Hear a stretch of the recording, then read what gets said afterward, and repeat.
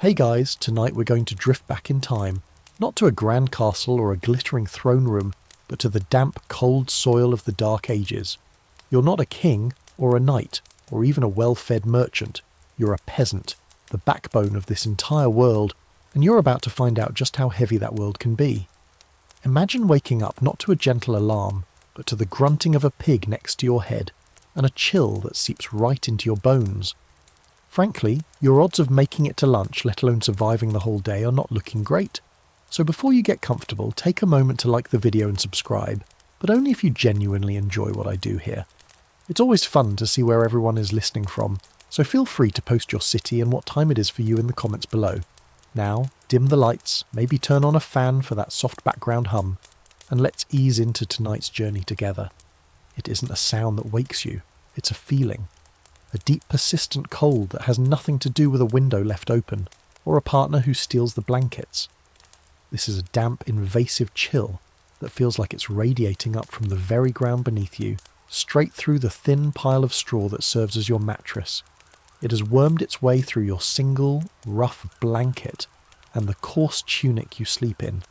Your first conscious thought isn't about the day ahead or what you might have for breakfast.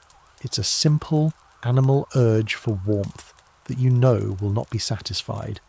You open your eyes, but it barely makes a difference.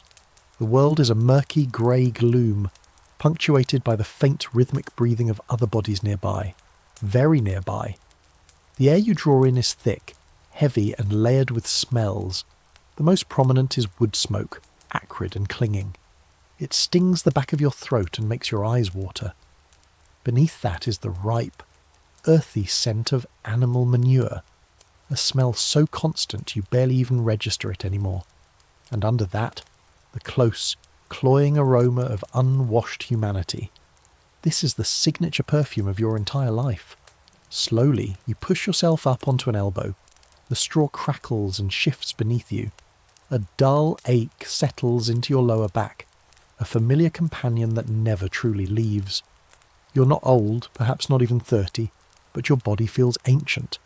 You are one of, 8, 9 bodies crammed into this single small space? You are a peasant, a churl, a villager.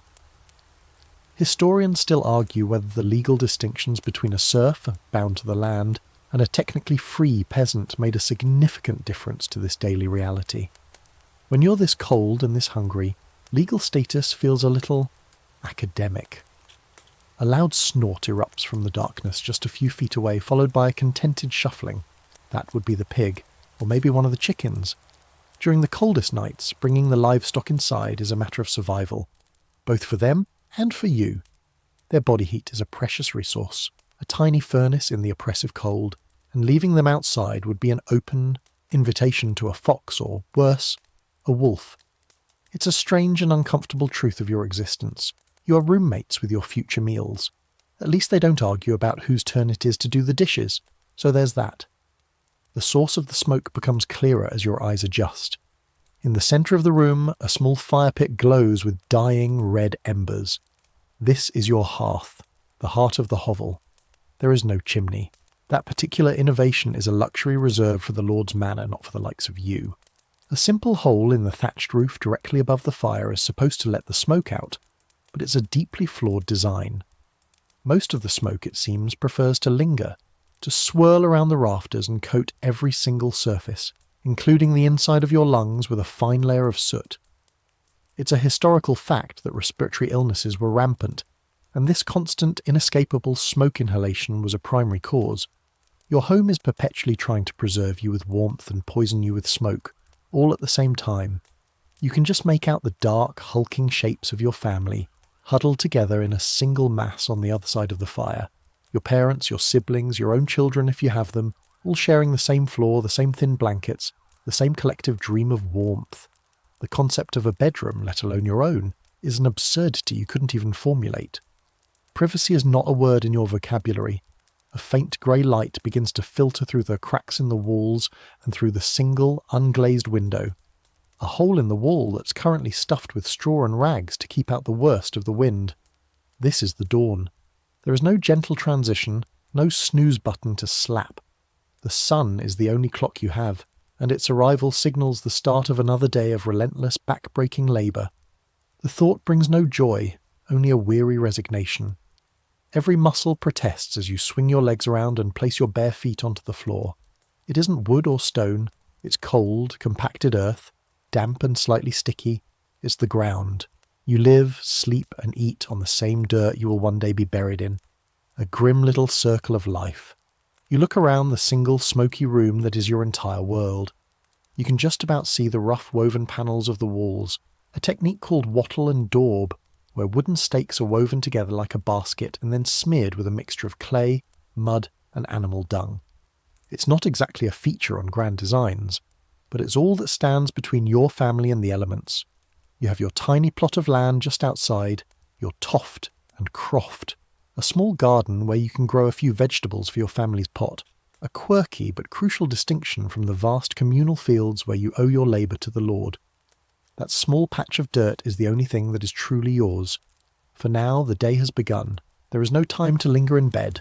There is only the cold, the smoke, and the gnawing emptiness in your stomach that signals the start of another day, just like the one before it, and just like the one that will come tomorrow.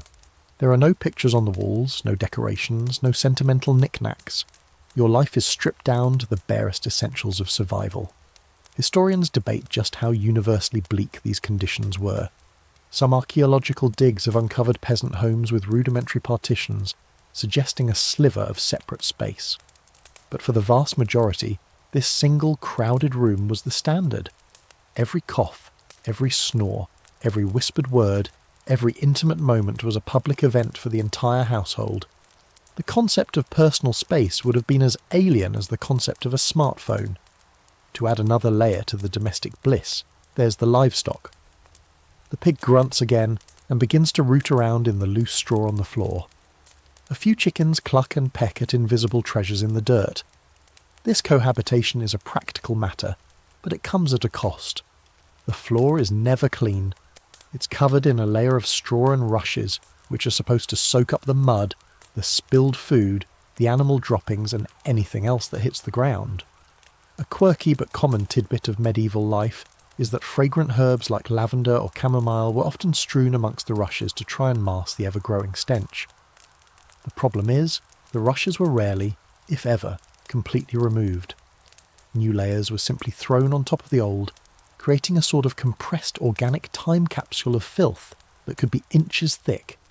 It's like a compost heap, but you live on it. Your gaze falls upon your family, still a pile of sleeping lumps. Your father's loud, rattling snore is the baseline rhythm of the hovel. Your mother, curled on her side, has a persistent, hacking cough that worsens with every winter. Your younger siblings are tangled together for warmth. There is a strange intimacy in this forced proximity, a bond forged in shared misery and mutual dependence. You know every sound they make, every shift in their breathing. There are no secrets here. The grey light filtering in is growing stronger. The day is demanding to begin. You know the first order of business is to relieve yourself, a task that, like everything else in your life, is devoid of comfort or dignity. You need to step outside, into the biting cold. The world beyond this smoky, smelly, crowded little box is waiting. It's a bigger space, but no less challenging. You take a final look at your home, this mud and stick sanctuary that protects you and poisons you in equal measure. It is, for better or worse, the only home you have ever known. Stepping out of the hovel is like walking into a wall of cold. The air is sharp and clean compared to the thick smoke inside, and it bites at your exposed skin, your face, your hands, your bare feet. You pull your rough tunic tighter around yourself, a futile gesture against the damp chill of the pre-dawn. The ground outside is a churned-up sea of mud and muck, a testament to recent. The compacted earth beneath your bare feet is cold and feels slightly greasy. As you stand, a rooster, perched precariously on a rafter somewhere above your head, decides this is the moment to announce the morning. Its cry is jarringly loud in the small space, a sound that slices through the gloom and seems to shake the very soot from the ceiling. One of the sleeping forms on the floor groans, a muffled complaint from beneath a wool blanket. You've officially been summoned by the poultry alarm clock. Time to take a little tour of your domain. You're standing in what modern real estate agents in a fit of wild and irresponsible optimism, might call an open-concept living space. It's a single room, probably no more than 10 by 15 feet. This is your kitchen, your bedroom, your living room, your dining room, and, for the pig over there, the master suite. The walls, as you've noted, are wattle and daub. From the inside you can see the rough weave of the sticks, the wattle, peeking through the daub in places where it's cracked or flaked away. It's a surprisingly effective insulator, a historical fact often overlooked. This mud and dung plaster keeps the worst of the wind out, but it's also a paradise for pests. Fleas, lice, spiders, and things you can't even name have made a sprawling metropolis of your walls. You are never, ever truly alone. Looking up, you see the underside of the thatched roof. It's a thick mat of straw or reeds, layered and bound to a simple wooden frame. From here, it looks like a dark, shaggy pelt. It's blackened with years of accumulated soot from the open fire pit, and you know from bitter experience that it's not entirely waterproof. During a heavy rain, a dozen little drips will start, each one a tiny, cold torment. The smoke hole is just a gap in the thatch, and when the wind blows from the wrong direction, it pushes the smoke right back down into the room, creating a choking, blinding fog. There are no windows, not really, just the one opening, currently plugged with old rags against the night's chill. If you were to pull them out, you wouldn't be looking through a pane of pristine glass. Glass is a substance of almost mythical expense, reserved for churches and the Lord's Hall. Your window is just a hole, an invitation to the wind, the rain, and any curious animals. In the summer, you might cover it with a piece of thinly scraped and greased animal hide, which lets in a murky, yellowish light. It's less a window and more a translucent patch of wall. Your eyes drift over your worldly possessions. There aren't many. Against one wall is a large, rough-hewn wooden chest. This is the most important piece of furniture you own. It holds the family's treasures, a spare tunic, maybe a small metal pot, a knife and any precious salt you've managed to acquire. It's the family bank, wardrobe and pantry all in one. Beside it is a wobbly-looking bench and a single three-legged stool, a marvel of medieval engineering designed to be stable on your uneven dirt floor. A small table, its surface scarred and stained, sits near the hearth. The hearth itself is just a ring of stones on the floor. Hanging from a hook on a beam above it is your single cooking pot, its interior permanently blackened. This pot is the engine of your survival. Everything you eat is boiled, stewed, or simmered right there. Leaning against the wall are a few meagre tools, a distaff for spinning wool, a wooden spoon, a pail, and that's about it. The compacted earth beneath your bare feet is cold and feels slightly greasy. As you stand, a rooster, perched precariously on a rafter somewhere above your head, decides this is the moment to announce the morning.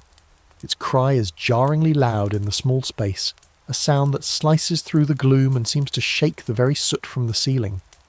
One of the sleeping forms on the floor groans, a muffled complaint from beneath a wool blanket. You've officially been summoned by the poultry alarm clock. Time to take a little tour of your domain. You're standing in what modern real estate agents, in a fit of wild and irresponsible optimism, might call an open-concept living space. It's a single room, probably no more than 10 by 15 feet. This is your kitchen, your bedroom, your living room, your dining room, and, for the pig over there, the master suite.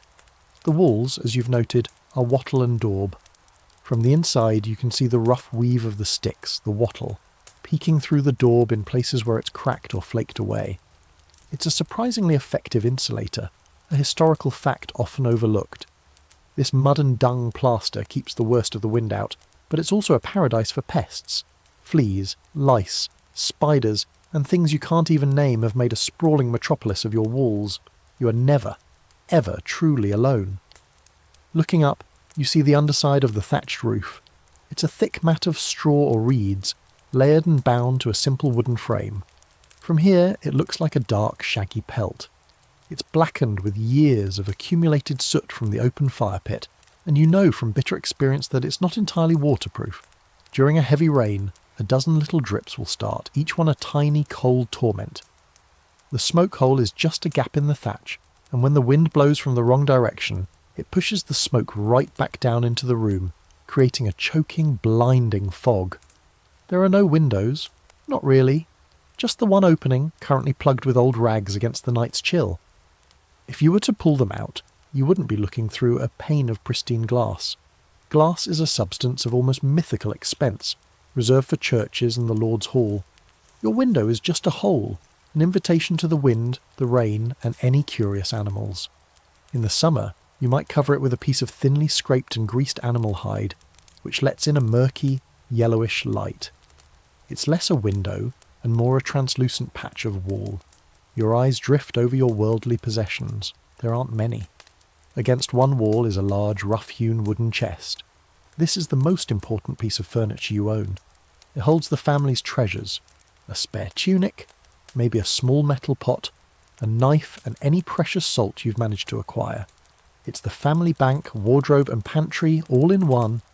Beside it is a wobbly-looking bench and a single three-legged stool, a marvel of medieval engineering designed to be stable on your uneven dirt floor. A small table, its surface scarred and stained, sits near the hearth. The hearth itself is just a ring of stones on the floor. Hanging from a hook on a beam above it is your single cooking pot, its interior permanently blackened. This pot is the engine of your survival. Everything you eat is boiled, stewed, or simmered right there. Leaning against the wall are a few meagre tools: a distaff for spinning wool, a wooden spoon, a pail, and that's about it. Rain and the constant traffic of feet and hooves. Your first task of the day, before any thought of food or work, is a call of nature. You make your way around to the back of the hovel, to the designated spot. There is no outhouse, no privy, no tidy little crescent moon carved into a wooden door. That's a luxury for the manor house or the monastery. For you, there is just a simple trench, or perhaps a slightly more sophisticated pit, often shared with a few neighbouring families. This is your toilet. The stench, even in the cold air, is powerful and eye-watering. You find a spot, squat down in the mud, and get it over with as quickly as possible. Cleanliness, as you know it in the 21st century, does not exist here. When you're finished, you might use a handful of leaves, a wad of moss, or smooth stone if you're lucky enough to find one. Toilet paper is a fantasy from another universe. The Roman practice of using a tisaile spongium, a sponge on a stick often shared in public latrines, has long since vanished. You're left with whatever nature provides. This lack of sanitation is not just unpleasant, it's deadly. The pit is a breeding ground for flies and disease, and runoff from it can easily contaminate the well or stream where you get your drinking water. Cholera, dysentery, typhoid. These are not abstract historical terms. They are the ever-present ghosts that haunt your village. Having answered nature's call, you move on to your morning ablutions, a grand term for a very humble process. Next to the door of your hovel sits a wooden bucket filled with water. It has a thin sheet of ice on top, which you have to break with your knuckle, sending a jolt of pain up your arm. This is your sink. You cup your hands, scoop up some of the freezing water, and splash it on your face. It's so cold it feels like a slap, but it does the job of waking you up completely. You grab a piece of rough, greyish cloth that's hanging over the side of the bucket. This is the family towel and washcloth, all in one. It's damp, gritty, and smells faintly sour. There is no soap. True soap, made from lye and animal fat, is a costly item to produce. While the basic chemical knowledge existed, its widespread use was not common among the peasantry. Sometimes you might use a type of fuller's earth, a clay that can absorb grease, or the ashes from the fire, which have a mild abrasive and alkaline quality. But most days, it's just cold water and this sad shared rag. You give your face a quick, vigorous scrub, then your hands. You don't bother with the rest of your body. A full body wash is a rare event, perhaps undertaken a few times a year in a nearby river during the height of summer. For now, this is it. The historical fact is that people in the Middle Ages were not as universally filthy as pop culture suggests. Many valued cleanliness, but the means to achieve it were severely limited for the lower classes. Their world was simply not set up for it. What about your teeth?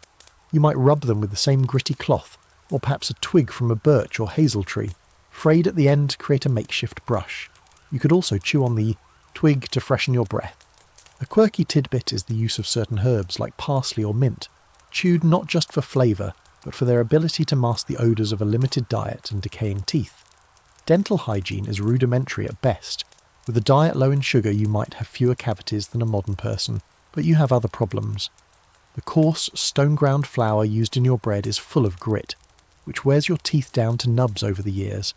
Toothaches are a common agony, and the only cure is extraction, usually performed by the village blacksmith with a pair of pliers and no anaesthetic. It's a prospect best not to dwell on. Historians still argue about the precise daily hygiene routines and how much they varied regionally. Did some villages have better access to clean water? Did local folk traditions promote different cleaning agents? For example, some medieval recipes for dentifrice have survived, involving ingredients like powdered sage, salt and charcoal. But it's highly unlikely that you, a common peasant, would have the time, resources or knowledge to whip up a batch of medieval toothpaste. Your reality is the freezing bucket and the communal rag. Finished with your wash, you toss the cloth back where you found it. Your face tingles and your hands are numb with cold. As you stand there, shivering in the growing light, you see other villagers emerging from their own hovels, going through the same miserable morning ritual. A woman from the next hut over is emptying a chamber pot, a simple ceramic bowl, into the muddy track that serves as a street. Children, barely old enough to walk, are squatting wherever they please. The entire village is your bathroom. The sun is now a visible sliver on the horizon, painting the underside of the clouds a pale, watery pink. The air smells of mud, cold, and human waste. You've done the bare minimum to prepare yourself for the day. You're not clean, not refreshed, not comfortable. You're simply awake and ready for the next stage of your survival. And that stage involves filling the hollow, aching void in your stomach. It's time for breakfast. You duck back inside the hovel, the smell of smoke and sleeping bodies greeting you once again. The brief, sharp shock of the cold air outside has made the interior feel marginally less frigid, but the gloom remains. Your mother is awake now, a silhouette moving near the hearth. She's coaxing the embers back to life, adding a few precious sticks of kindling and blowing gently, her efforts punctuated by a dry hacking cough. The fire is the first priority. Without it, there is no food. The rest of the family is beginning to stir, roused by the growing light and the promise of the day's first meal. Do not imagine a cheerful spread of bacon, eggs and toast. Do not even picture a simple bowl of oatmeal with honey. Your breakfast, like most of your meals, is a practical, monotonous affair designed for one purpose: to provide enough energy to get you through a morning of hard labour. Your mother ladles a thick greyish substance from the large iron pot that hangs perpetually over the fire. This is pottage. It is the cornerstone of your diet, the fuel that runs your world, most of the dangerous microbes. It's hydrating and provides a few extra calories. Children, adults, everyone drinks it throughout the day. Getting tipsy off it would be a real challenge. It's more like yeasty fermented water. It's not about intoxication, it's about safe hydration. You sit there on the bench, methodically scooping pottage and chewing the dense, heavy bread. The rest of your family's doing the same, a quiet, joyless ritual. The only sounds are the crackle of the fire, the slurping of spoons, and the occasional grunt from the pig. Historians still argue about the true nutritional value of the peasant diet. Was it just enough to prevent starvation, or did the variety of vegetables and grains provide a surprisingly robust, if monotonous, source of vitamins? The answer likely varies drastically by region and season. In the autumn, after the harvest, you might be relatively well fed. By late spring, when the winter stores are gone and the new crops haven't come in, you would be teetering on the edge of malnutrition. Breakfast is over. The wooden bowl, wiped clean with a hunk of bread or perhaps a quick lick, is placed back near the hearth. Now it's time to get dressed, though that term implies a choice that you simply do not have. You look down at what you're already wearing. This is your sleepwear, your workwear, your formal wear, and your everything in between wear. The concept of changing clothes to suit an occasion is an aristocratic fantasy. You have one outfit. This is it. You slept in your primary garment, a long shirt or tunic called a chemise or smock. It's made of coarse, undyed wool or perhaps a rough linen if you're slightly more prosperous. It reaches down to your knees or calves, and it's the layer that is constantly against your skin. And your skin is not happy about it. The wool is greasy with lanolin, the natural oil from sheep which has the benefit of making it somewhat water resistant. But it's also incredibly itchy. The constant friction is something you've learned to ignore mostly. The garment is stiff with dirt and sweat, and it carries the faint, persistent odours of wood smoke, old perspiration, and mildew. Washing this outfit is a major undertaking. It's not something you do every week or even every month. Clothes are washed seasonally, if that. The process involves taking them down to a stream, beating them against rocks with a wooden paddle, and scrubbing them with lye soap or fuller's earth if you have it. It's a full day's work, and it leaves the fabric stiff and even rougher than before. So for the most part, you just wear it. Day in, day out. The dirt is part of the fabric now. Over this chemise you pull on your main garment, the tunic or coat. It's also made of wool, because wool is the miracle fabric of the age. A historical fact often taken for granted is wool's incredible utility. It insulates even when wet, it's durable, and it's readily available. Your tunic is a simple T-shaped garment, perhaps with long sleeves, that you pull on over your head. It's likely a dull brownish or greyish colour, dyed with cheap, common pigments made from plants like walnut husks or onion skins. Bright colours are for the rich. A vibrant red or a deep blue would cost a fortune, requiring expensive dyes like madder or woad, and the sumptuary laws that regulated what different social classes could wear, would likely forbid you from wearing them anyway. Your clothing is a uniform that immediately signals your lowly status. For your legs, you have a few options depending on your gender and your work. If you are a man, you might pull on brays, which are essentially loose linen under trousers, gathered at the waist with a cord. Over these you might wear hose, which are like two separate long stockings, one for each leg, that you pull up and tie to the waistband of your brays. It's a slightly awkward system that has a tendency to sag. If you are a woman, you would likely just have the long chemise and tunic, with your legs bare underneath.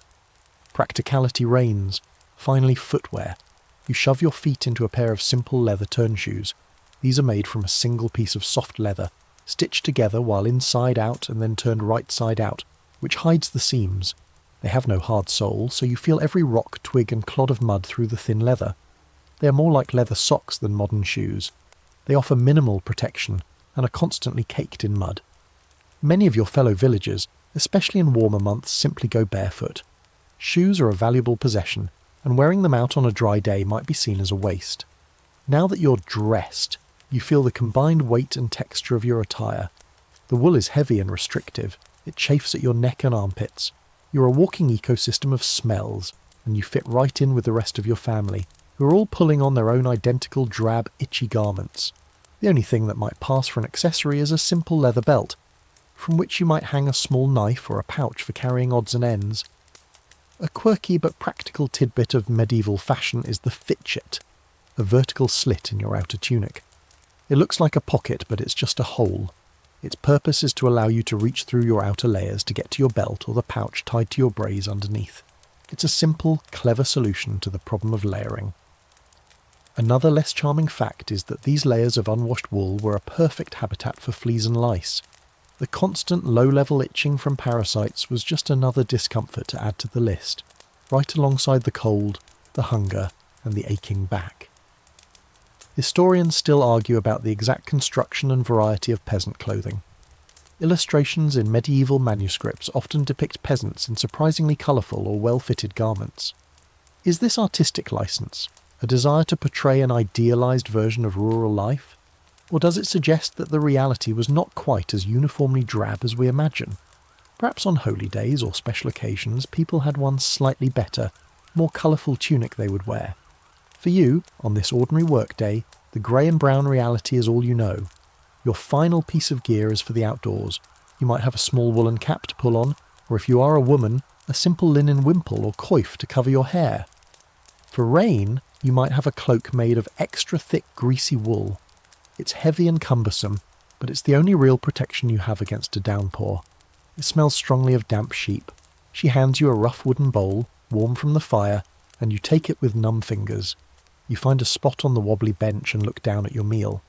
Pottage is, in essence, a thick stew or porridge of whatever is available. The base is usually oats, barley or rye, boiled in water until it forms a thick, lumpy gruel. Into this go whatever vegetables are on hand from your small garden plot. Onions, leeks, cabbages, peas and beans are the most common. There might be some wild herbs for flavour, foraged from the hedgerows, but that's it. There is no salt, a precious and expensive commodity controlled by the Lord. There are no exotic spices. The flavour profile is overwhelmingly, unchangeably bland. The pottage in your bowl this morning is yesterday's pottage, reheated and possibly topped up with a little more water and grain. A historical fact of medieval cooking is that the pottage pot was rarely emptied. Like a sourdough starter, it was a continuous stew. New ingredients were simply added to the old, meaning the contents might have been simmering in some form for days, even weeks. It was an efficient way to cook, but it also meant the flavours, or lack thereof, melded into a singular, unchanging taste. You are, in effect, eating a stew that was started last Tuesday. You dip your wooden spoon in and take the first mouthful. It's hot, which is its primary virtue. The texture is a mix of slimy and gritty, and the taste is earthy. You can pick out the faint taste of onion, but mostly it tastes of boiled grain and smoke. There is no meat. Meat is a luxury you might taste a few times a year, perhaps at Christmas or Easter, or if an animal had to be slaughtered due to injury. The pig that shares your hovel is not a pet. It's a long-term investment, being fattened up for the winter slaughter. Its meat will be salted and preserved to last through the lean months, not eaten casually for breakfast. Alongside the pottage, your mother hands you a hunk of bread.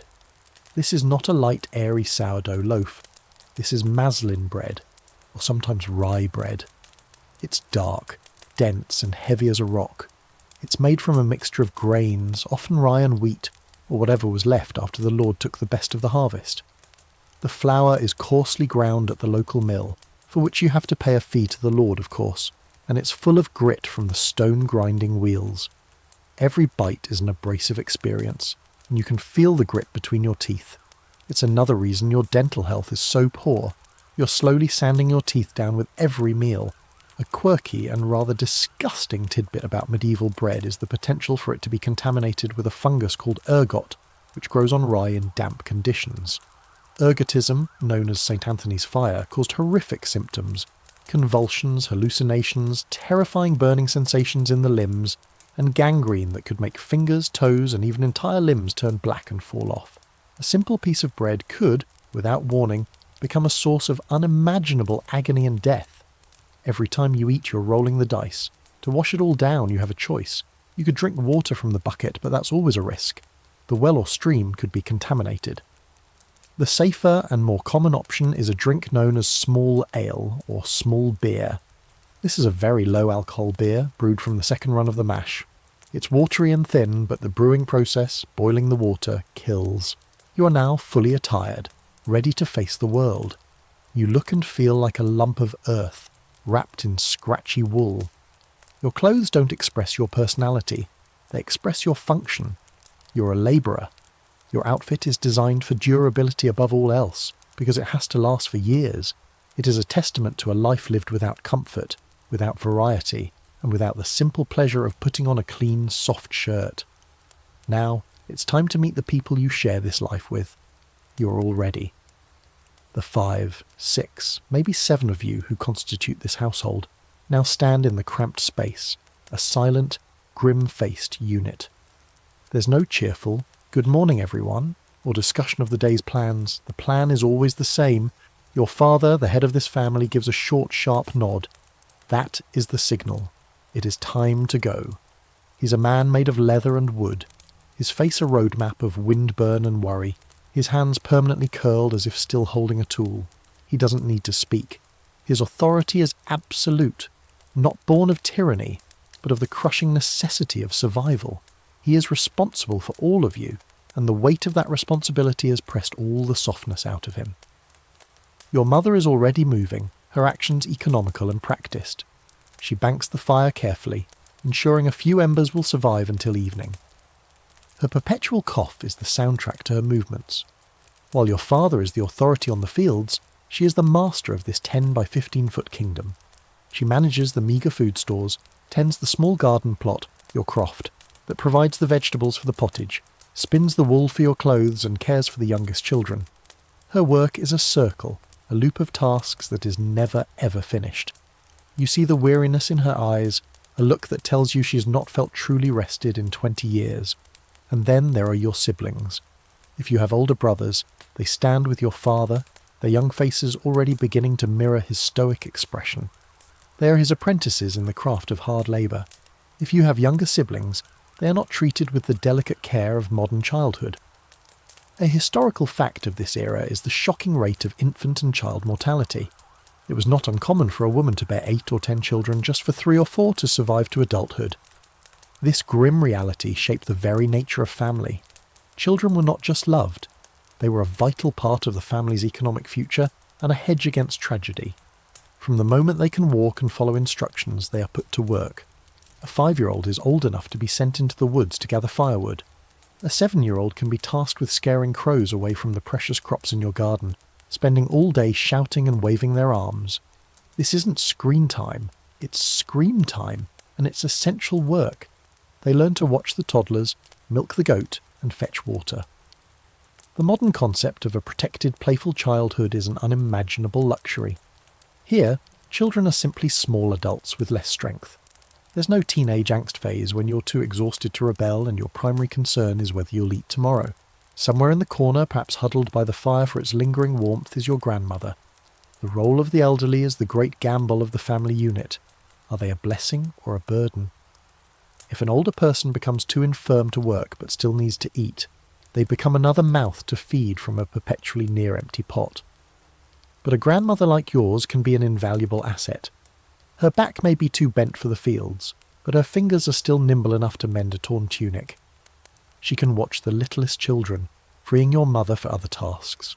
Most importantly, she's a library of unwritten knowledge, the keeper of folk remedies, the one who knows which mushrooms are safe and which will kill you, the teller of the old stories that are your only entertainment. She is your connection to the past, a living, breathing history book. Historians still argue about the emotional temperature of the medieval family. Was the relationship between you and your parents a cold, pragmatic arrangement based on mutual obligation? Or was there a deep, unspoken love beneath the harsh surface? Public displays of affection were not the norm. A father's love might not be a hug, but the grim determination on his face as he heads out to labour in the freezing dawn to ensure you have that bowl of pottage. A mother's love is in the extra herb she puts in the stew to make it more palatable, or the way she patches your tunic yet again. Love is expressed not in words but in acts of survival. A quirky and less-known aspect of family life was the practice of fosterage. It was not unheard of for peasant families to send one of their children to live and work in another household, sometimes even the lord's manor. This wasn't the cold-hearted abandonment it might seem to modern eyes. It could be a strategic move, a way for a child to learn a specific skill, to ease the burden on a family with too many mouths to feed, or to build alliances between families. It was a practical solution in a world that demanded practical thinking above all else. Your family is a well-oiled machine, if the oil was a mixture of mud and quiet desperation. Each person has their role, their duties, their place in the hierarchy. You're not just a collection of individuals, you're a single economic entity, a small corporation whose only business is staying alive. Now, with your father's nod, the entire corporation is heading out the door. The day's real work is about to begin, and you will do it together, side by side, under the vast and unforgiving sky. You step out of the hovel, joining the slow-moving current of humanity that is your village waking up. The muddy track that serves as the main, and only, street is filled with other families, all looking just like yours, drab, bundled, and moving with a trudging sense of purpose. The air is filled with the lowing of oxen being prodded from their lean-tos, the bleating of sheep, and the quiet, shuffling sound of dozens of leather-soled shoes and bare feet sloshing through the mire. There is no cheerful chatter, only the occasional sharp command to a stubborn animal or a child.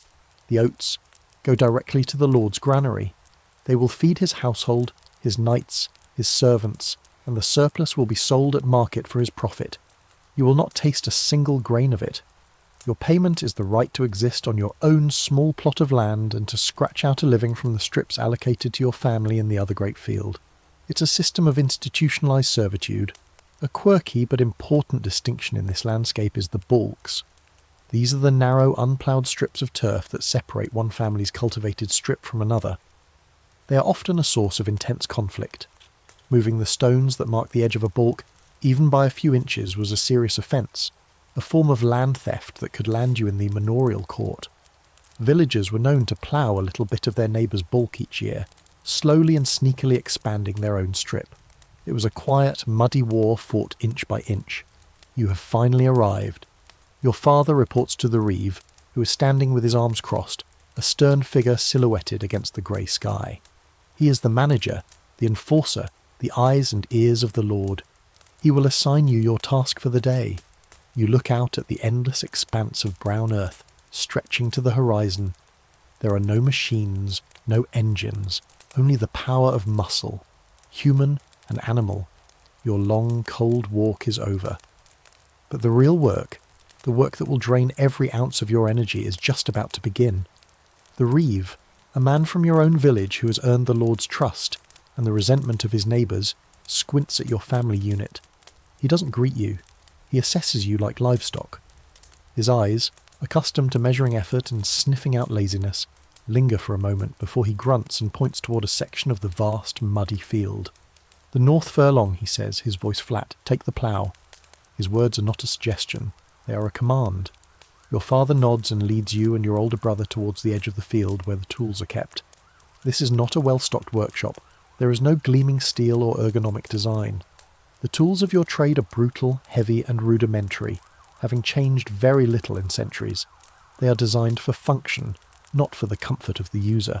In fact, they seem designed to inflict as much discomfort as possible. You arrive at the plough. Do not picture a modern tractor, or even the elegant horse-drawn steel ploughs of the 19th century. This is a heavy plough, or karuka, a monstrous thing of wood and iron. Its primary feature is a large iron-tipped ploughshare, the blade that will cut the furrow, and a mouldboard, a curved wooden board that turns the soil over. The whole contraption is mounted on a heavy wooden frame, sometimes with a wheel or two to help it move. It is an unwieldy beast, and it takes a full team to operate it. Your destination is the fields, not your little garden plot, the croft behind your hovel, but the great sprawling open fields that belong to the lord of the manor. This is the domain, the land the lord keeps for his own profit, and you are legally obligated to work it. This is the cornerstone of the manorial system, the economic and social structure that defines your entire existence. You are a serf, tied to this land. You cannot leave without the Lord's permission. You are his property, as much as the trees and the deer in his forest. So you walk. Your journey takes you through the village, a small cluster of perhaps 20 or 30 hovels much like your own, huddled around a small, simple wooden church, and perhaps a slightly larger house belonging to the reeve, the Lord's appointed overseer. The village is a chaotic jumble of wattle and daub walls and thatched roofs, with no organised streets or planning. It's an organic growth of poverty clinging to the earth. The path to the fields is long. It could be a mile or more, depending on which of the great fields you are assigned to work today.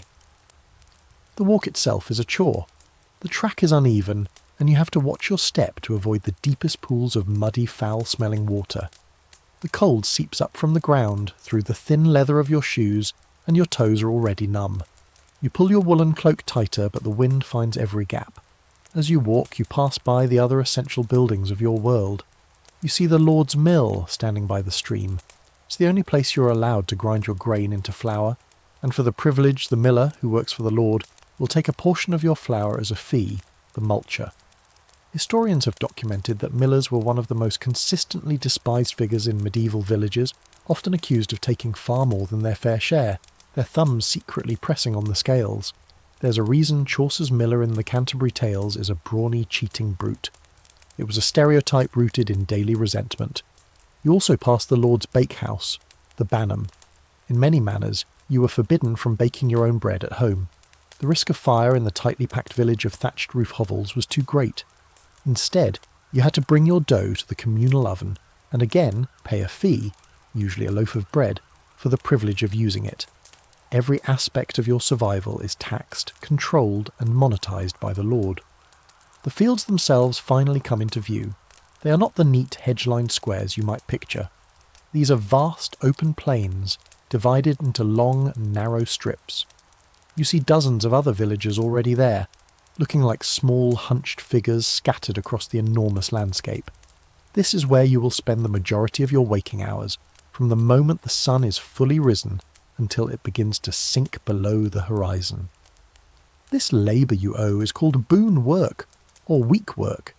For a set number of days each week, historians still argue about the average, but let's say 3, you must work the Lord's domain. During peak times, like the harvest or planting season, you could be summoned for extra days of work, a demand you cannot refuse. The fruits of this labour, the wheat, the barley. Brother takes his goad. Your father places his calloused hands on the plough handles. The air is cold, the ground is hard, and the sun is barely over the horizon. You are armed with wood and iron, powered by animal muscle and human sweat. The day of ploughing is about to begin. There is no escape, no alternative. This is your work. Your father gives a sharp cry, a sound that is half word, half grunt, and the oxen lean into their yokes. The heavy plough lurches forward with a groan of wood and a straining of leather. The iron tip of the ploughshare bites into the earth, and the long, slow, agonising process begins. You're walking backwards. The ground is uneven, a mess of damp soil and last year's stubble. Your focus narrows to the few feet of earth in front of you. Your job is to break the clods, and it requires a constant rhythmic motion. As the mouldboard curls a fresh slice of earth over, it comes up in big, heavy chunks, some as large as your head. You swing your wooden clod crusher, a heavy paddle on a stick, bringing it down with a dull thud. The clod shatters into smaller pieces. Before you can even recover, another one is there, and another. Swing, thud, swing, thud. The first few minutes are manageable, but your arms, already cold, quickly begin to burn with the effort. The paddle is heavy, and the repetitive motion sends jolts up into your shoulders and back. There is no finesse to this work. It is brute force, applied over and over and over again. Your world shrinks to this single, mind-numbing task. The sky, the other workers, the distant village, they all fade into a grey periphery. There is only the dark, churning earth and the relentless rhythm of your work. Your brother is a constant stream of noise, a mix of encouraging clicks, sharp whistles, and short-barked commands to the oxen. "Quiet! Steer! Get up!" The words are ancient, passed down through generations of drovers. He prods the flank of a lagging ox with his goad, keeping the team moving at a steady, inexorable pace. He has to anticipate the curve of the furrow, keeping the animals in a perfect line. His job requires concentration and a deep understanding of the animals. Behind you all, your father wrestles with the plough itself. It is not a passive tool. It bucks and kicks like a living thing when it hits a rock or a thick root. He has to use his entire body weight, leaning hard on the handles to keep the share cutting at a consistent depth. Too shallow, and the furrow is useless. Too deep, and the oxen will stall. His knuckles are white, his jaws clenched, and his face is a mask of intense concentration. The physical strain is immense. A full day of this is a marathon of pain. The historical fact is that this ploughing team, the ploughman, the drover and the boy, was the fundamental unit of medieval agriculture. The entire system of open field farming was designed around what one such team could accomplish in a single day. This measurement of land was called an acre, and it was traditionally defined as the amount of land a team of 8 oxen could plough from sunrise to sunset. It was a unit of measurement born directly from a day of human and animal exhaustion. The sun, a pale disk in the overcast sky, climbs higher. An hour passes, then 2. Your initial energy has long since evaporated, replaced by a deep, bone-aching weariness. Your arms feel like lead. Your back is a single knot of pain. The mud has soaked through your thin leather shoes, and your feet are cold, wet, and raw. You stumble, catching yourself just before you fall. A fall would be disastrous. A twisted ankle could incapacitate you for weeks, and falling in front of the plough could mean being crushed or trampled. The monotony is the real killer. Swing, thud, step back, swing, thud, step back. The landscape doesn't change. It's just an endless ribbon of brown, unspooling before you. Your mind goes numb. You stop thinking. You just do. This is a form of meditation, perhaps, but one without peace or enlightenment. It's a trance of pure physical exertion. A quirky but sad tidbit from the time is the existence of folk songs, or ploughing songs, that were sung to pass the time and keep a rhythm. They weren't songs of joy, but of endurance, with lyrics about the stubborn ox, the cruel reeve, and the longing for a cup of ale. They were the blues of the Dark Ages sung over the groan of the plough.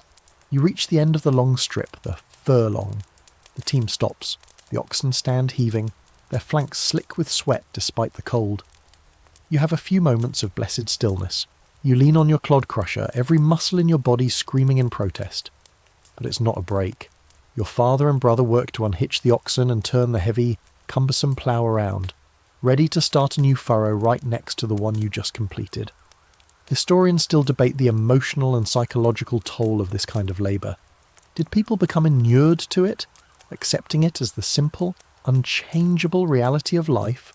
Or did it foster a deep, simmering resentment that occasionally boiled over into peasant revolts? The answer is likely both. For you, right now, there is no room for philosophy or rebellion. There is only the deep, aching weariness and the knowledge that you have only just begun. You have ploughed one furrow. There are dozens more to go. Your father shouts the command again. The oxen strain, the plough bites into the earth, and you begin your backward walk once more. Swing, thud, step back. Swing, thud, step back. The sun is still low in the sky. It is going to be a very, very long day. The rhythm of the plough is all-consuming. The creak of the wood, the jingle of the harness, the soft squelch of earth, the thud of your clod crusher, and your father's sharp calls to the team. It's a bubble of repetitive sound and motion. But this bubble is not private. On the unploughed, a historical fact that's easy to forget is just how much of a technological leap the heavy plough was. The older, lighter scratch ploughs, or aratro, were fine for the sandy soils of the Mediterranean, but were useless against the heavy, wet clay soils of northern Europe. The heavy plough, with its ability to turn the soil completely over, opened up vast new areas for agriculture and is considered a key factor in the population growth of the early Middle Ages. For you, standing in the mud, it's not a marvel of technology, it's an instrument of torture. This plough is not pulled by a single placid horse. It is yoked to a team of oxen, usually 4, sometimes as many as 8. Oxen are not fast, but they are immensely powerful and steady, capable of pulling the heavy plough through the dense, resistant earth all day long. They stand now, their breath misting in the cold air, patient and immense. One person, the ploughman, today your father, will steer the plough from behind, using 2 large handles to keep the share cutting at the right depth and in a straight line. Another person, the drover, today your older brother, will walk alongside the oxen, guiding them with a long goad or whip and a series of sharp, rhythmic calls. And what is your job? You are the ploughboy. Your task is arguably the most miserable of all. You walk in front of the plough but backwards, facing it. In your hands you hold a simple tool, perhaps a club or a long stick with a paddle on the end, clod crusher. Your job is to break up the large, heavy clods of earth that the mouldboard throws up, making the seedbed smoother. It is relentless, mind-numbing work. You will walk backwards for miles, your eyes fixed on the churning soil, your arms aching from smashing clods, all while trying not to trip and fall into the path of the lurching plough and the massive, indifferent hooves of the oxen.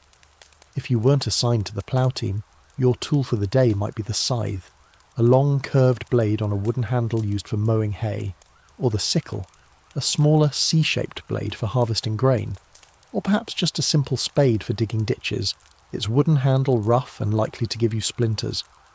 A quirky but revealing tidbit is the sheer variety of specialised medieval farm tools that have been identified from manuscript illustrations and archaeological finds, including things like the flail for threshing grain and the mattock for breaking up hard ground. It was a complete, if exhausting, toolkit for a life of manual labour. These tools are not your own. Like the land, they belong to the lord of the manor. A plough, with its precious iron components, was an enormous capital investment, far beyond the means of a single peasant family. Often, a plough was owned communally by the entire village, or more likely, by the lord who would then rent it out or require its use as part of your labour duties. Historians still argue about the prevalence of personal tool ownership versus manorial control. Did you at least own your own spade, or was every single implement part of the lord's monopoly? The answer probably varied from manor to manor, but for the big jobs, the lord provided the hardware. You look at the heavy plough, the symbol of your servitude. Its wooden beams are scarred and dark with age. The iron ploughshare is pitted and worn, but still brutally effective. The sheer weight of it seems to radiate exhaustion. You take your position, gripping your clod crusher. The historical role of the reeve is fascinating and complex. He was caught in a difficult position, a middle manager of the medieval world.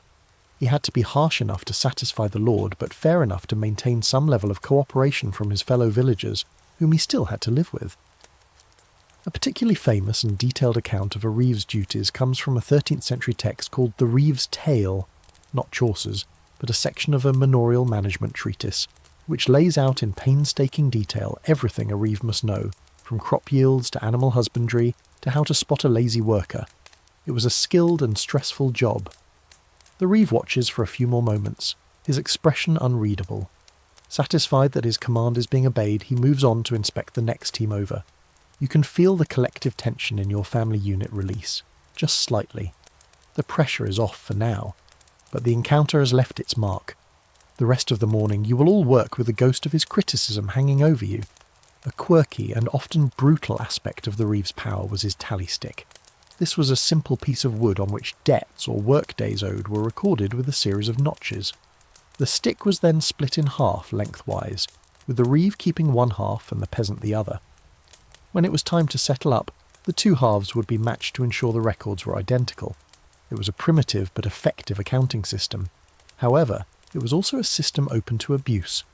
Historians still argue how much a reeve could manipulate this system, perhaps adding a small secret notch to his own half of the stick to the peasant's detriment. The sun has climbed to its highest point in the sky. Your stomach rumbles, a hollow ache that has grown steadily all morning. The reeve's inspection is a reminder that even this basic need, a pause for food, is not entirely up to you. You work until he, or the position of the sun, decrees it is time. You glance up at him again. He is now standing on the headland talking to another man, likely a bailiff or steward from the manor house. They are the management, and you are the labour. Their world is one of accounts, yields, and orders. Your world is one of mud, sweat, and the ever-present watchful gaze of the man who holds your day in his hands. Finally the sun reaches its zenith. A horn blast, thin and clear in the cold air, echoes across the fields from the direction of the manor house. This is the signal. It is midday. The work does not stop entirely, but it pauses. Your father gives a final cry to the oxen and the plough groans to a halt. The sudden silence is almost as jarring as the noise of the work. You let your clod crusher fall to the ground with a thud, your fingers too stiff and sore to hold it any longer. You stand for a moment, just breathing, letting the pain in your back and arms settle into a dull, familiar throb. This is your lunch break. There's no designated cafeteria, no break room. You simply find a spot on the damp, cold ground, on the unploughed balk at the edge of your strip. Your mother, who was not working in the Lord's fields but was likely tending to your own garden, weeding, or looking, headland at the edge of the field, a figure stands watching. He's not working, he's not sweating. His hands are not calloused or caked in mud. This is the reeve. He stands with his arms crossed, a posture of authority. He is one of you, a villager, but he is also separate. The Lord chose him for this position, a promotion that lifted him just slightly above the muck and toil of his neighbours. It is his job to be the Lord's eyes, his enforcer, and his production manager. He is responsible for ensuring the demesne is worked efficiently and that the Lord's profits are maximised. His own position and the small privileges that come with it, perhaps an extra strip of land, a slightly better hovel, or a larger share of the harvest, depend entirely on his ability to wring the maximum amount of labour out of you and everyone else. As your plough team makes its slow way down the furlong, you can feel his gaze on you. It is a heavy, judgmental presence. Every swing of your arms, every step you take is being measured. If you slow down, if your swings become weaker, if you stumble too often, he will notice. His job is to spot laziness, incompetence, or defiance. He is the physical embodiment of the Lord's authority, the constant nagging reminder that your time, your energy, and your very body do not fully belong to you. Your father, steering the plough, is acutely aware of the reeve's presence. He pushes himself harder, his calls to the oxen sharper. He cannot afford to be seen as slacking. The consequences are too severe. A public reprimand would be humiliating. A punishment could mean a fine, payable from the meagre resources you barely have, or even a cession in the stocks. He is not just working for survival, He is performing for an audience of one. Suddenly the reeve starts walking towards your team. His approach changes the air, making it thick with apprehension. He doesn't hurry. His pace is deliberate, designed to let you see him coming. You try to swing your clod crusher with more vigour, your aching muscles screaming in protest. Your brother prods the oxen with a little more urgency. Your father's back is ramrod straight.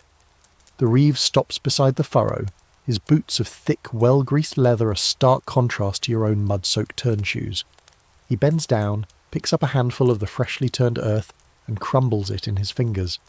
He's inspecting the quality of the ploughing. He squints at the depth of the furrow, at the way the soil is turned. He is a connoisseur of dirt. "Deeper, John," he says, his voice not loud, but carrying a weight that makes it impossible to ignore. He's speaking to your father. You're scratching at it like a hen. The Lord wants a clean furrow, not a shallow scrape. Your father doesn't argue. He doesn't make excuses about the rock he hit a moment ago or the weariness in his arms. He just says, "Aye, Thomas." He puts more of his weight onto the plough handles, forcing the share to bite another inch deeper into the resistant earth. The strain on his face is visible, but he hides it. To show weakness would be to invite more scrutiny. Historians still debate the specific logistics of the midday meal. Did women always bring food out to the fields? Or did workers often carry their own meagre rations with them, a hunk of bread and cheese, if they were lucky? The answer likely depended on the season and the specific tasks being performed. During the intense, all-hands-on-deck chaos of the harvest, it was more likely that a communal meal of some sort was provided in the fields to keep the workers going without a long break. But on an ordinary ploughing day like this, it falls to the family to sort itself out. The horn sounds again, a single sharp blast that cuts your rest short. The break is over, time to get back to work. Your mother gathers the empty bowls and the flask. She gives you a brief, weary look, a silent acknowledgement of the shared hardship, before turning to begin her long walk back to the hovel. You stand up, your muscles screaming in protest. Every joint is stiff from the cold and the brief period of inactivity. You pick up your clod crusher. The wood feels rough and alien in your sore hands. Your father is already moving towards the plough, his face set in the same mask of grim determination. The brief pause is over. The tyranny of the plough awaits, and the afternoon promises to be just as long and gruelling as the morning. You fall back into the rhythm of the work, your body moving on autopilot. Swing, thud, step back. The cold pottage sits heavy in your stomach, a dead weight rather than a source of energy. As you trudge backwards, breaking the endless clods of earth, you're participating in a system far older and more rigid than you are. The three-field system of crop rotation. You might not know its formal name, but you understand its logic intimately. It is the calendar that governs your entire village. The arable land of the manor is divided into 3 enormous open fields. At any given time, one of these fields lies fallow, unploughed and unplanted, left to rest and recover its nutrients. Animals might be grazed upon it, their manure helping to fertilise the soil for a future season. The other 2 fields are under cultivation. One is typically planted in the autumn with a winter crop, usually wheat or rye, the grains used for making that dense bread you eat every day. The other field is planted in the spring with a spring crop like oats, barley, peas or beans. The oats might be for the Lord's horses, the barley for brewing his ale, and the peas and beans for the pottage pots of everyone. This system is a clever piece of agricultural technology. The historical fact is that the transition from a 2-field to a 3-field system in the early Middle Ages was a revolution. A 2-field system meant half the land was left fallow each year. By moving to a 3-field system, only a third of the land was left unproductive. This immediately increased the potential harvest by a "after the animals has made her way out to you." She carries a small wicker basket. The sight of it makes your stomach clench with a mixture of hope and resignation. You huddle together as a family unit, turning your backs to the wind. Other families are doing the same all across the field, small grey lumps of humanity scattered over the vast landscape. Your mother opens the basket. The aroma that wafts out is deeply, profoundly familiar. She hands you a wooden bowl. It's the pottage. It is, of course, the same pottage from breakfast, but now it's cold. The greyish gruel has congealed into a thick gelatinous mass. The small chunks of leek and cabbage are suspended in it like specimens in a jar. There is no fire out here to reheat it. You're expected to eat it as is. You take the bowl and your wooden spoon and begin to eat, the cold, slimy texture coating your tongue. It provides no pleasure, only a grim sense of refuelling. This is not a meal, it's a calorie delivery system. Alongside the pottage, she hands you another hunk of the same dense, dark, gritty bread. You gnaw on it, your jaw aching with the effort. It's useful for scraping the last of the congealed pottage from the side of the bowl. Not a single calorie can be wasted. The bread is dry, and you need something to wash it down. From a leather flask, your mother pours a splash of liquid into a shared wooden cup. It's the small ale. It's lukewarm and tastes vaguely of yeast and earth. The historical fact is that this weak, low-alcohol brew was the Gatorade of the Middle Ages. It was safer than water and provided hydration, and a few extra calories, which was critical when you were burning thousands per day just to stay warm and perform hard labour. It was a staple of the diet for everyone, from toddlers to the elderly. You take a few swallows, the liquid doing little to relieve the chill that has settled deep into your bones. Your lunch break is short, perhaps half an hour. There is no leisurely conversation, no banter. You eat in silence, focused on the task of getting the food down. The only sounds are the wind, the chewing, and the distant, patient lowing of the oxen. You look around at the other peasants. They're all eating the same thing. This shared experience of monotonous food is another thread that binds you all together. A quirky, though perhaps unsurprising tidbit is that the word dinner, from the Old French disner, originally referred to this midday meal, the breaking of the fast of the morning's labour. Supper was the lighter evening meal. For you, the two meals are often indistinguishable. You finish your portion, your stomach feeling full but not satisfied. The warm stone from breakfast has been replaced by a cold one. You look over at your father. He's staring out across the field, his face grim. He's likely calculating how many more furrows they can plough before sunset. Every moment spent resting is a moment the Lord's work is not being done, a fact the reeve is no doubt noting. The reeve, seeing the futility of the situation, finally gives the signal to stop. A great collective sigh of relief seems to go up from the workers, though it's swallowed by the storm. The work is over for the day, but your ordeal is not. Now you must make the long trek back to the village in the heart of the deluge. The walk home is a special kind of miserable. The track is now a shallow, fast-moving stream of brown water. You trudge through it, head down, the rain plastering your hair to your scalp and running in rivulets down your neck and back. The cold is no longer a dull ache.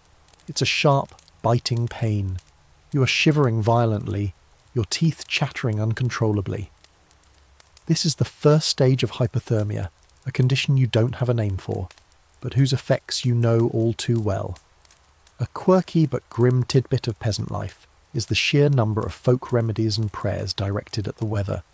Villagers might ring the church bells to try and break a thunderstorm, a practice called fulgura frangerii.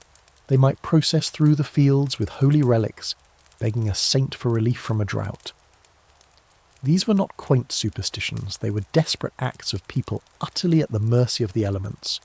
As you slog through the mud and rain, you know the real danger is not the immediate discomfort, it's what comes after. A prolonged soaking and chill like this is an open invitation to sickness.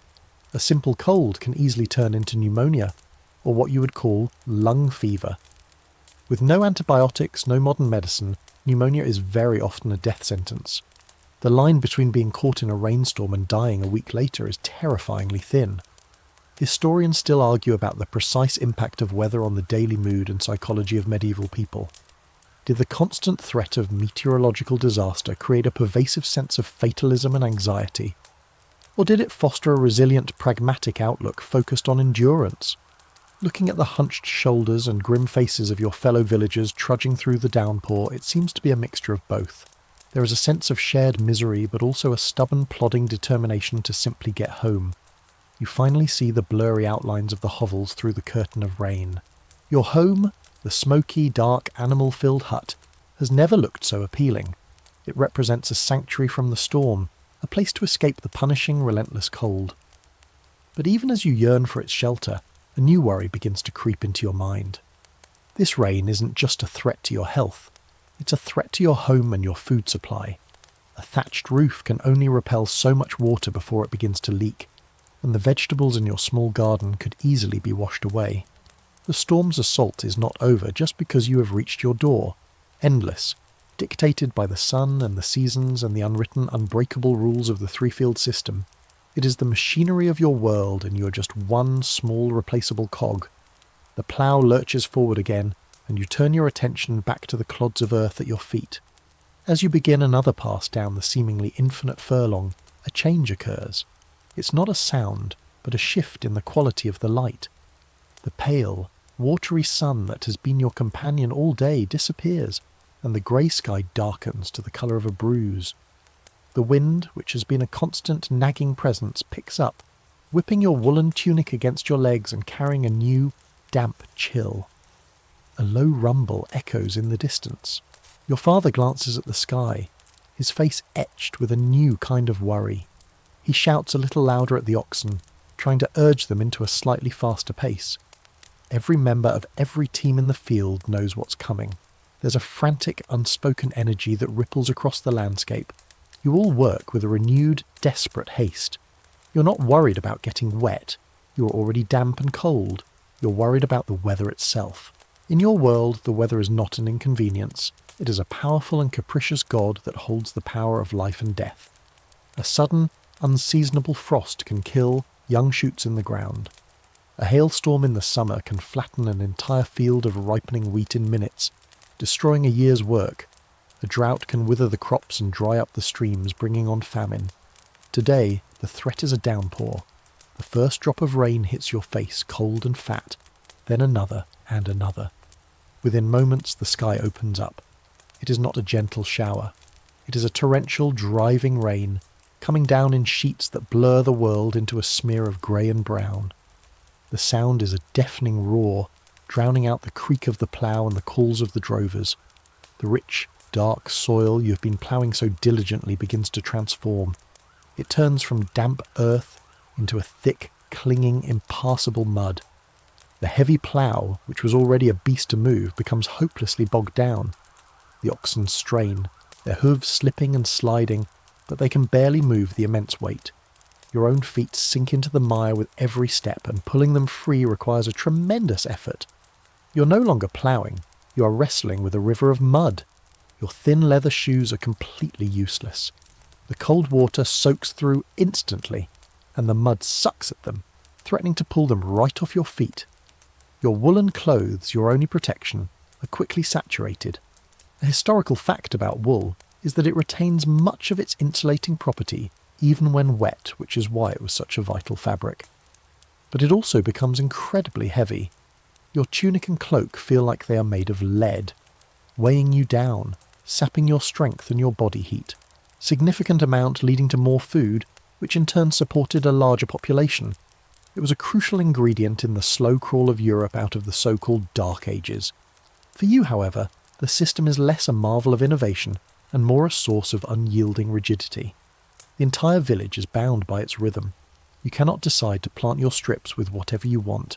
Everyone in the village must plant the same crop in the same great field at the same time. The ploughing, the sowing, the harrowing, the harvesting, it all has to be done communally and in unison. This is because after the harvest, the field is thrown open for all the village's livestock to graze on the stubble. If you decided to plant a late crop, it would be devoured by your neighbour's hungry cows. Conformity is not a choice, it's a necessity. The land you are currently ploughing is the Lord's domain, his personal share of the great field, but your family also has its own land to worry about. Dotted and scattered throughout the other two great fields are the strips that you farm for your own subsistence. You don't own this land, not in the modern sense. You hold it from the Lord in exchange for your labour and other fees. And your strips are not consolidated in one convenient block. You might have one strip in the north furlong of the wheat field, another in the south furlong, and a third strip over by the stream in the barley field. This scattering of strips is a strange and seemingly inefficient system.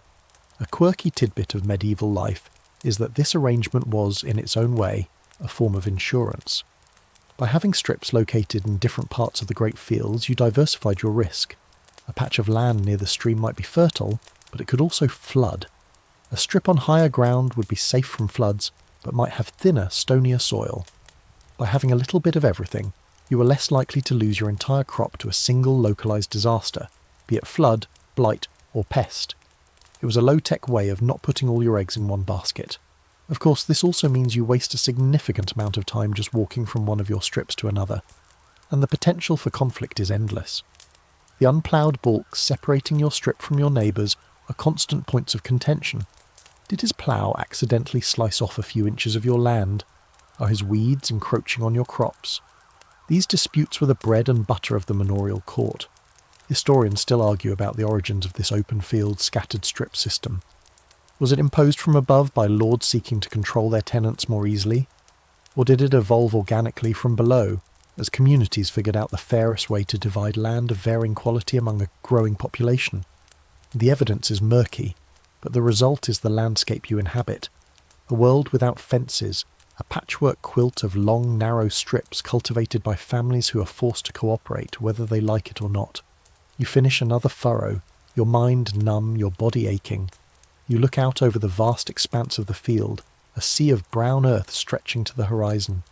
You know that tomorrow, or the day after, you will be doing this all over again, but on your own strips, working for your own family's survival. And then you will be called back here, to the Lord's domain. The cycle is, you stumble through the doorway of your hovel, bringing the storm in with you. Water streams from your clothes, forming a muddy puddle on the packed earth floor. The interior of the hut is a gloomy twilight, darker than usual because of the storm outside, but the air is still and blessedly free of the driving wind. The fire in the central hearth is little more than a pile of smouldering, hissing embers, fighting a losing battle against the damp air. Your whole family is soaked, shivering, and miserable. You strip off your heavy, sodden woolen cloak and tunic, your fingers clumsy and numb. You're left standing in your thin, damp chemise, shaking uncontrollably. The cold has seeped into your bones, a deep and persistent chill that even the relative shelter of the hovel cannot immediately banish. The only source of warmth is the combined body heat of your family and the livestock, who seem entirely unbothered by the drama. During the chaotic, muddy process of getting out of your wet outer layers, your hand slips. You are trying to wring some of the water out of your tunic when your knuckle scrapes hard against the rough edge of the wooden bench. It's not a deep cut, but it's jagged and it breaks the skin. A thin line of red blood wells up, stark against your pale, cold flesh. In the 21st century, this is a non-event. You would wash it, put on a bandage, maybe some antiseptic cream, and forget about it in an hour. In your world, this small, insignificant cut is a potentially life-threatening injury. The concept of germ theory is 1,000 years in the future. You have no understanding of bacteria or infection. You only know that sometimes small wounds heal, and sometimes they fester. You look at the cut. It stings. Your first instinct is to stick it in your mouth, to clean it with saliva, an action driven by ancient instinct. But the cut is on your hand, caked with the mud and filth of the fields. That mud is not just dirt, it's a rich cocktail of soil, animal waste, and countless invisible microbes. By breaking the skin, you have opened a doorway and invited them all in. Tetanus, which you would know by the terrifying name lockjaw, is a constant and deadly threat lurking in the soil. Your mother sees the blood. She clicks her tongue in disapproval and comes over to inspect the wound. There is no first aid kit. Her medicine cabinet is a combination of folk wisdom, herbal remedies, and outright superstition. She might decide to wash the cut with a splash of the small ale, the alcohol content being negligible but perhaps better than nothing. Or she might use stale urine, which was a common antiseptic in the ancient and medieval world due to its ammonia content. It's a sterile, if unpleasant, solution. After cleaning it, she needs to dress it. She might rummage in a small pouch and pull out a wad of cobwebs. A historical fact of folk medicine is that cobwebs were frequently used to pack wounds. They are surprisingly effective at staunching bleeding due to their absorbent nature and potential vitamin K content, and some studies suggest certain spider silks have antiseptic properties. She presses the dusty grey wad onto your cut, or perhaps she opts for a poultice. She might take a handful of herbs. Yarrow was known as knight's milfoil for its use in treating battle wounds, or comfrey, often called knitbone, and chew them into a paste before applying it to your hand. Another quirky, and frankly disgusting tidbit is the use of animal dung in some remedies. A poultice made from fresh, warm cow dung was sometimes applied to wounds, based on the principle of sympathetic magic, using a hot substance to draw out the heat of inflammation. Of course, This was more likely to introduce a host of new and exciting bacteria into the wound than to cure it. Whatever the treatment, it is wrapped with a strip of old, not particularly clean linen, and then you wait. The fate of your hand, and perhaps your life, is now in the hands of your body's immune system and the dubious efficacy of the remedy. In a day or two, you will know. If the cut starts to heal, you were lucky. If your hand becomes red, swollen, hot, and begins to throb with a deep pulsing pain, you are in serious trouble. If an infection takes hold, it can lead to sepsis or blood poisoning. You will develop a fever, chills, and become deliriously weak. The red streaks of lymphangitis might start to travel up your arm from the wound, a sign that the infection is spreading through your body. There is no cure for this. The village priest might be summoned to pray over you. Your family might try more desperate remedies, perhaps involving charms or incantations to drive out the evil spirits causing the sickness. Historians still argue about the true effectiveness of medieval folk medicine. While some herbal remedies clearly had genuine pharmaceutical properties that are recognised today, they were often mixed with magical thinking and a complete lack of understanding of the underlying causes of disease. For every effective plant, there were a dozen useless or even harmful treatments. Was it the herb that healed you, or did your own immune system simply win the battle despite the cure? You look at the grubby bandage on your hand. The initial sting of the cut has been replaced by a dull ache. You try not to think about it. You're exhausted, cold, and hungry again. But now a new fear has been added to the mix. A tiny breach in your body's defences has opened you up to a world of microscopic terrors you cannot see or comprehend. It's a stark reminder that in this life, you are always walking a razor's edge. Survival is a daily struggle, and something as simple as a scrape can be the event that pushes you over the edge. You're huddled with your family near the hearth, trying to absorb every last calorie of warmth from the struggling embers. The rain continues to lash against the daubed walls, a constant drumming roar that fills your small world. Your hand, with its crude bandage of cobwebs and linen, throbs with a dull, rhythmic pulse that seems to match the beat of the storm. You're trying to will it to heal, to not become another one of the life's betrayals. The immediate focus is on getting warm, on surviving the next hour. Then, through the cacophony of the storm, another sound cuts through. It is high-pitched, frantic, and full of terror. It's the bleating of a sheep. Your family owns a single ewe, a precious asset that provides a little milk, and whose lambs are a source of wool and eventually meat.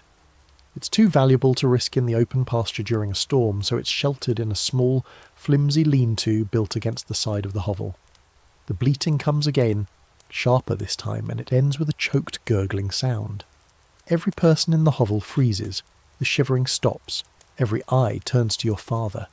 His face, already grim, darkens with a mixture of anger and fear. This is not the sound of a sheep annoyed by the rain. This is the sound of a sheep being attacked. He moves instantly, grabbing the one thing in the hovel that serves as a real weapon, a rough, fire-hardened spear that leans in the corner. It's mostly used for hunting small game, when permitted, or for protection, but now it is the only thing standing between your family's wealth, all one sheep of it, and whatever is outside. He throws the door open without a word, and a blast of wind and rain invades the hovel, making the embers hiss and spit. He disappears into the roaring darkness. The silence he leaves behind is terrifying. You and your mother and siblings are left staring at the open doorway, listening. All you can hear is the storm and the pounding of your own heart. The cute, fluffy animals of a modern petting zoo have no place here. The wildlife of your world is not a source of wonder, it is a direct competitor and a constant threat.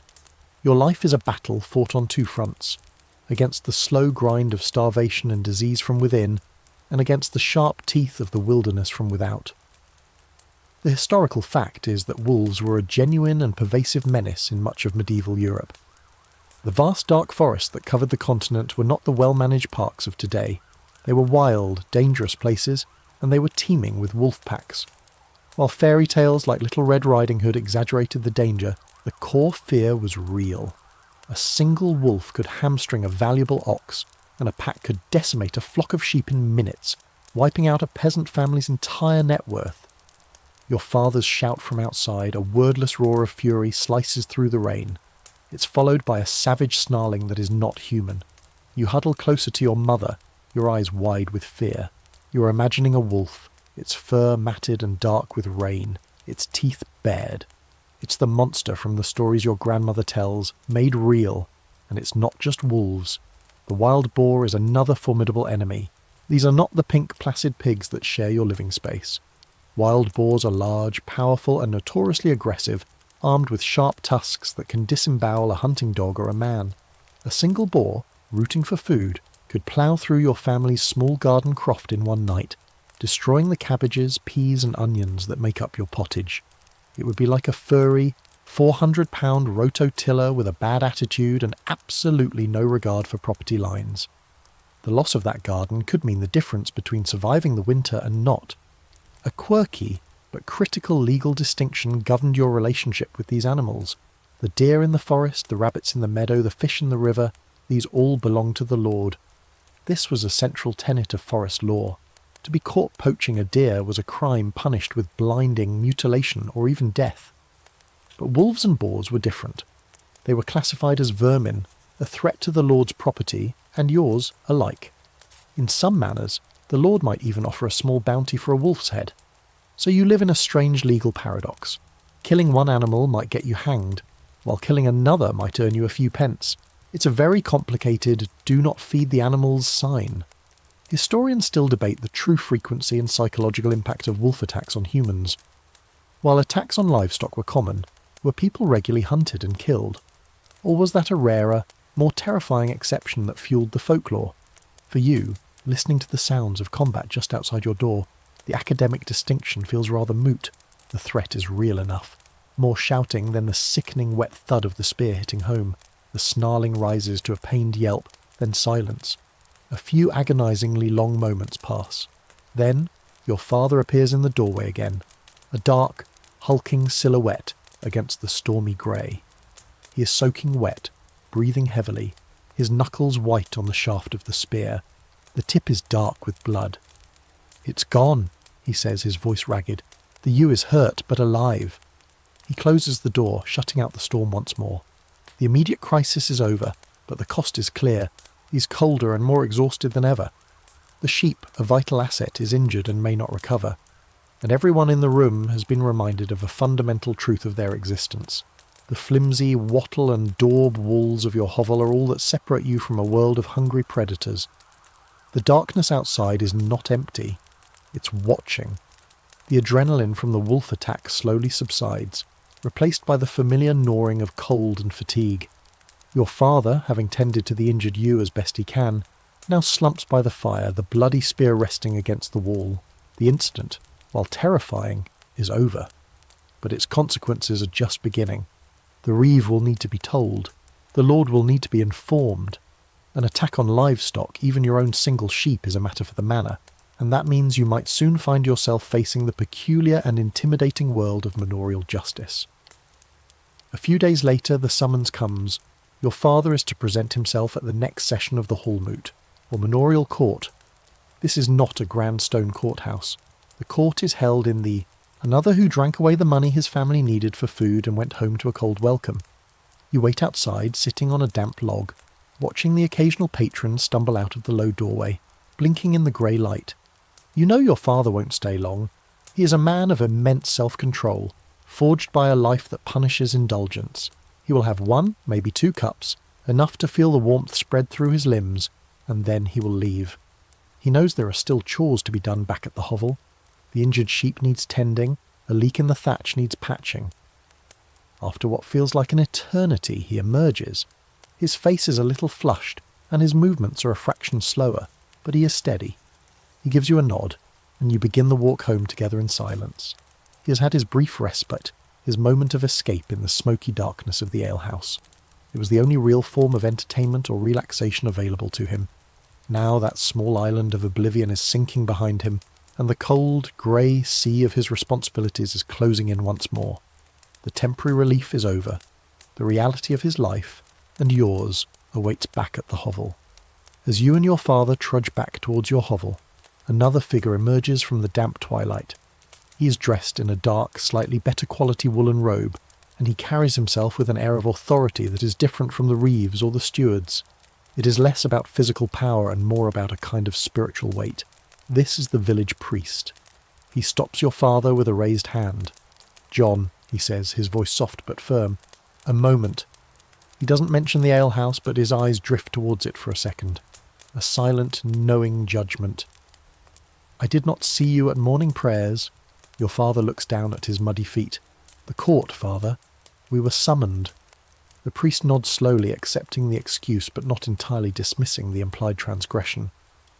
"The Lord's business is one thing. The Lord's business is another. Do not forget your tithe on the wool from your new lambs this season. God provides the flock, it is only right that he receives his share."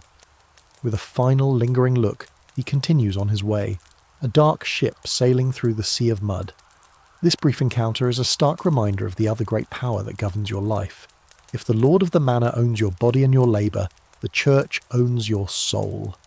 The parish priest is one of the most powerful and central figures in your village. He is likely the only person you know who can read and write. He christens you when you are born. He'll preside over your marriage, and he will administer the last rites when you die, hopefully ensuring your passage to the next life. His influence is inescapable. Lord's Hall, the main room of the manor house, or sometimes, if the Lord is absent, in the church or even just under a large oak tree. It is presided over by the Lord himself or his steward, a man with far more education and authority than the village reeve. You accompany your father. You're not required to be there, but you're old enough to learn how the world works, and this is a crucial lesson. You walk to the manor house, a building that dominates the village. It might not be a mighty stone castle, but compared to your hovel, it is a palace. It's likely built of timber and stone, with 2 stories, a proper chimney, and maybe even some small panes of glass in the windows. It radiates a power and wealth that feels like it's from another planet. You enter the great hall. The space is vast and smoky, the ceiling high above you, supported by thick wooden beams. The floor is paved with stone flags, not dirt. A long trestle table is set up at one end, and behind it sits the steward, a stern-faced man in a fine woolen tunic. The reeve stands beside him, looking anxious. A dozen or so of your fellow villagers are gathered, waiting their turn. Some look nervous, others sullen. This is where the business of the village is settled. The court deals with all manner of local issues. It is where you officially transfer land tenancy from a deceased father to his son, for a hefty fee, the heriot, often the family's best beast. It is where you are fined for letting your pig wander into your neighbour's garden. It is where you are punished for ploughing a crooked furrow on the Lord's domain. The historical fact is that the records from these manorial courts are one of our richest sources of information about the daily lives, squabbles, and struggles of medieval peasants. They are a treasure trove of village gossip and drama. Your father's case is about the wolf, a straightforward report. But the case before his is a dispute between 2 neighbours, a man named Roger and a man named William. Roger accuses William of moving the boundary stone between their strips in the north field, stealing a foot of the land. William denies it vehemently. There are no surveyors, no deeds, no GPS. It is one man's word against another's. How does the court decide? The steward listens to both sides. He might call witnesses, but if the evidence is unclear, the court can turn to some truly bizarre methods. This is the world of trial by ordeal. While the famous ordeals by fire and water were largely phased out for criminal cases by the church in the early 13th century, the logic behind them lingered in local customs. The guiding principle was that God would intervene to reveal the truth. A quirky but well-documented form of determining truth in some disputes was trial by combat, or judicial duel. In a case between nobles, this would be a formal armoured affair. For peasants like Roger and William, it would be a far less glamorous villain's duel, fought with humble farm implements like staves or clubs. The 2 men would beat each other until one yielded or was unable to continue. The winner was deemed to be in the right, his victory a sign of divine favour. Thankfully for Roger and William, the steward decides against this today. Instead, he might rely on compurgation, or trial by oath. William the accused must swear his innocence on a holy relic, perhaps a saint's knucklebone borrowed from the church, but his oath alone is not enough. He must produce a number of oath helpers, usually 12 men from the village, who will swear that they believe his oath is true. This wasn't about them being witnesses to the alleged crime. They were character witnesses swearing to his good name. If William cannot find enough men willing to risk their immortal souls by swearing a false oath for him, he is found guilty. It's a justice system based on your social standing and reputation. Historians still argue about how much real justice was dispensed in these courts. Was the steward genuinely trying to find the truth, or was his primary goal to maintain order and reinforce the Lord's authority while collecting as many fines as possible? The fines, after all, were a significant source of income for the manor. Every transgression, from a brewing violation to an insult hurled at the reeve, came with a price tag. The court was both a legal forum and a profit centre. In the case of Roger and William, the steward, after much deliberation, finds in favour of Roger, fining William a few pence and ordering him to move the stone back. William accepts the judgment with a sullen glare. Justice, swift and biased, has been served. Then it's your father's turn. He gives his report of the wolf attack. The steward listens, nods, and makes a note. The incident is now officially recorded. This is important because if the sheep dies, your father may be able to ask the Lord for a small bit of relief on his rent or dues, though it's unlikely he'll get it. The court moves on. A woman is fined for selling ale at a price higher than the village assize allows. A young man is put in the stocks for disrespecting the reeve. The gears of manorial justice grind on, dispensing punishments and collecting pennies, maintaining the rigid order of your world. You have learned a valuable lesson. The Lord's power is not just in the fields. It is here, in this hall, where your life can be upended by a neighbour's accusation or a steward's whim. The ordeal of the manorial court is over. Your father was not fined, which counts as a major victory. As you leave the manor hall, the sky is still a uniform, oppressive grey, but the rain has finally stopped. The day's work was a washout, a rare and unsettling disruption to the rhythm of your life. The afternoon stretches before you, a strange pocket of unscheduled time. For your father and many of the other men trudging away from the court, there is only one logical destination: the ale house. It is the only place of public recreation in the entire village, the social hub, the news exchange, and the source of endless trouble. It is not a cosy, wood-panelled pub with a friendly landlord. The alehouse is usually just another peasant hovel, identical to your own, run by a woman, an alewife, who has the skill and the equipment to brew. A long pole, or ale stake, topped with a bundle of leaves or twigs, is stuck in the mud outside her door. This is the only sign you need. It announces that a fresh batch of ale is ready. As you and your father finally reach your hovel, the priest's words about the tithe hang in the air. It's another debt, another obligation, another piece of your survival that you have to surrender to a higher authority. You live your life crushed between two great millstones, the temporal power of the Lord and the spiritual power of the Church. Both demand their share, leaving you with just enough to keep going, to keep working, to keep producing for them. The Lord threatens your body with punishment in this life. The priest threatens your soul with torment in the next. It's a very effective system of control. Back in the relative safety of the hovel, the world shrinks once more to the circle of firelight. Your father is mending a piece of harness, his hands slow and deliberate. Your mother is spinning wool with a drop spindle, a hypnotic, endlessly repeating motion. The external authorities of the Lord and the priest have been left outside, but you're not free from unseen powers. Your world is governed by another older set of rules, a complex web of folk beliefs and superstitions that influence every aspect of your daily life. While the priest preaches of one God, one devil, and an army of saints and angels, your grandmother, huddled by the fire, mutters about a different set of entities. She warns you not to leave a bucket of milk uncovered by the door, lest the elves or pixies come in the night and drink it, or worse, sour it with their spiteful magic. She tells you that a sudden unexplained pain in your side is an elf shot, a tiny invisible arrow fired by a malicious fairy. This is a world where the natural and supernatural are completely intertwined. You believe in the priest's God, of course. You attend mass and you fear hell, but you also believe in the good folk, the hidden people who inhabit the woods, the streams, and the ancient burial mounds that dot the landscape. A historical fact of medieval popular religion is this fascinating syncretism, a blending of official Christian doctrine with much older, pre-Christian pagan beliefs. The Church might have tried to stamp out these beliefs, but it often ended up absorbing them, repurposing sacred springs as holy wells, or building churches on top of pagan sites. The old ways didn't die. They just went underground and put on a new set of clothes. Your daily life is a constant negotiation with these forces.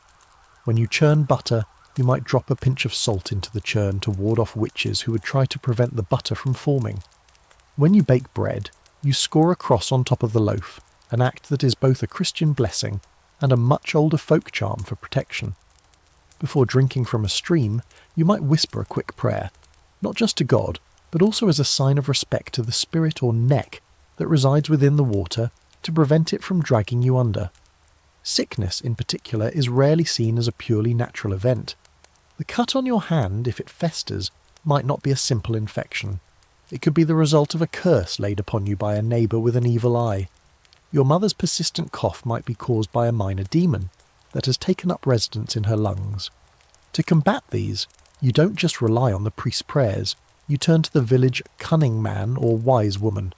This figure, often an elderly person like your grandmother, is the keeper of the old knowledge.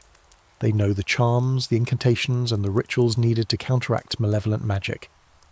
A quirky but widespread belief was in the power of night riders, or hags, who could steal a person's breath or ride them in their sleep, leaving them exhausted and terrified in the morning, a classic folkloric explanation for what we now call sleep paralysis.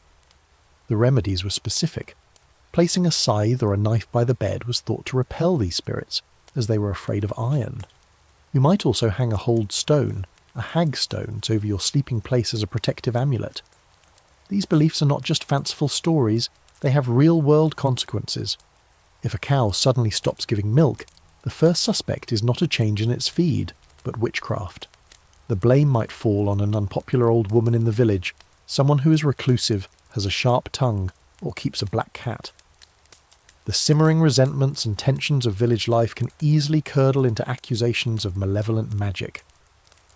While the great witch hunts are a phenomenon of a later period, the seeds are all here.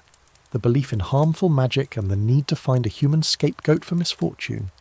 Historians still debate how the average peasant reconciled their Christian faith with these deeply ingrained folk beliefs. Did they see a contradiction? Or did they view it all as part of the same spiritual landscape? It's likely the latter. Praying to St. Christopher for protection on a journey, and carrying a sprig of rowan wood to ward off evil were not mutually exclusive. They were two different tools for the same job of navigating a dangerous and unpredictable world. The priest offered a path to salvation in the next life. The cunning folk offered practical solutions for surviving this one. As the fire burns low and the shadows in the hovel deepen, you feel the weight of these invisible worlds. You're watched by the reeve in the fields, judged by the priest in the church, and surrounded by a host of unseen spirits in the air itself. Every action, from milking a cow to falling asleep, is laden with potential spiritual significance and danger. You finger the small, smooth stone you keep in your pouch, a lucky charm you found by the river. It's a secret comfort, a small act of personal magic in a world where you feel utterly powerless. You hope it's enough to keep the bad luck, the demons and the infected wound at bay, at least for one more night. Weeks of mind-numbing, back-breaking routine have passed. The ploughing was finished, the harrowing done. The endless cycle of weeding, mending and tending has ground you down. Every day has been a near-perfect copy of the one before it, a relentless rhythm of labour. You're too young to go in, but you watch your father duck through the low doorway. You can imagine the scene inside. It will be dark, crowded, and even smokier than your own home. A dozen or so men from the village will be crammed onto rough benches or sitting on the floor, passing around leather jacks or crude pottery cups of ale. The air will be thick with the smell of wet wool, stale beer and unwashed bodies. The ale they are drinking is not the small ale you have for breakfast. This is the good stuff, the proper strong ale. It's thick, cloudy and unfiltered, often served lukewarm. It is a nutritional powerhouse, full of calories from the grain, and has been a staple of the diet in Northern Europe for centuries. The historical fact is that ale in the Middle Ages was more of a food than a drink. It was often called liquid bread, and for many labouring peasants, it could account for a significant portion of their daily caloric intake. It was warming, filling, and most importantly it offered a temporary escape from the grim reality of their lives. Your father hands the alewife a small precious coin, and she fills his cup from a large barrel in the corner. He finds a space on a bench and takes a long swallow. The strong, bitter, malty flavour is a shock to the system after a day of pottage and weak beer. The alcohol begins its work quickly on his empty stomach. dulling the ache in his muscles, softening the edges of his anxiety about the injured sheep and the ever-present reeve. The conversation in the alehouse is a low rumble of complaints. Men grumble about the steward's judgment in the court, about the endless work, about the weather. They trade gossip, they might tell a coarse, simple joke. For a few hours in the fug of the alehouse, they can feel like men instead of just beasts of burden. But this escape is fraught with peril. A quirky but common feature of alehouse life was the complete lack of regulation. The alewife's brew could be of wildly varying quality and strength. Some were skilled brewers, others produced sour, foul-tasting swill. There were endless accusations of alewives watering down the drink or using cheap ingredients. The stereotype of the cheating, greedy alewife was as common as that of the cheating miller. And then there is the violence. The combination of strong ale, cramped quarters, and the simmering frustrations of peasant life is a volatile one. Disagreements that start as grumbles can quickly escalate. An argument over a spilled drink, a perceived insult, or an old grudge can erupt into a full-blown brawl. Men who work side by side in the fields all day can become bitter enemies after a few cups of ale. The manorial court records are filled with cases of alehouse brawls, with peasants being fined for drawing blood, breaking benches, or hitting each other with their drinking cups. Historians still debate the true social function of the alehouse.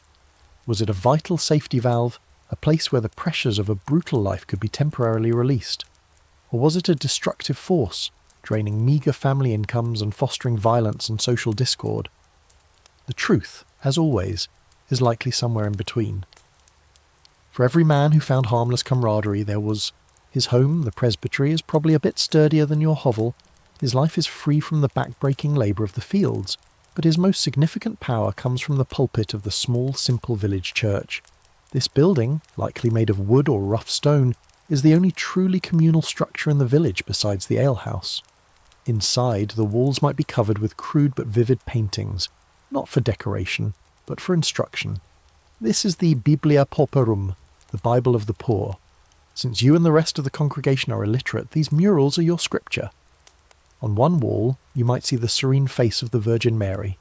On another, the terrifying gaping mouth of hell, filled with grotesque demons gleefully tormenting the souls of the damned with pitchforks and boiling cauldrons. The historical fact is that these images were a primary tool of religious education, designed to instill a powerful and immediate understanding of salvation, and, more importantly, damnation. The sermons the priest delivers reinforce these images, painting a terrifying picture of the eternal agonies that await sinners. And sin, you are taught, is everywhere. To slacken your work is a sin of sloth. To envy the Lord's wealth is a sin of envy. To get into a brawl at the alehouse is a sin of wrath. To miss a church service or fail to pay your dues is to risk the damnation so vividly painted on the wall. Your life is a spiritual minefield. The most tangible aspect of the church's power is the tithe. This is the tax you must pay to the church, and it is not optional. You are required to give 1/10 of everything you produce. 1/10 of the grain from your meagre strips, 1/10 of the vegetables from your garden, 1/10 of the wool from your sheep. A quirky but infuriatingly precise aspect of this was the tithe of young animals. Of every 10 calves, lambs, or piglets born, 1 was owed to the priest. If you only had 1 lamb, you might owe 1/10 of its value in coin, a commodity you barely have. This was a heavy, constant burden on top of all the rent, fees and labour you owed to the Lord. Historians still debate the general character of the medieval parish priest. The ideal was a pious, educated, and caring shepherd to his flock. The reality was often very different. Many priests were poorly educated themselves, barely able to stumble through the Latin of the Mass. Some were appointed by the local lord and were more loyal to him than to God or their parishioners. There were frequent complaints of priests who were greedy, who neglected their duties, or who broke their vows of celibacy, keeping a hearthmate or focus woman in the presbytery. The priest in your village might be a saint or a sinner, but either way, his power over you is absolute. He controls your access to the sacraments, the rituals that the church teaches are essential for salvation. If you anger him, he could, in theory, refuse you communion or confession. The most terrifying power he wields, usually in conjunction with a bishop, is excommunication. To be excommunicated is to be cast out of the church, to be denied a Christian burial, and to be condemned, in the eyes of your community, to an eternity in hell. It is a spiritual death sentence, dictated by the sun. But today is different. Today there is a palpable buzz of excitement in the village, a nervous, giddy energy you haven't felt in months. Today is a holy day, a holiday.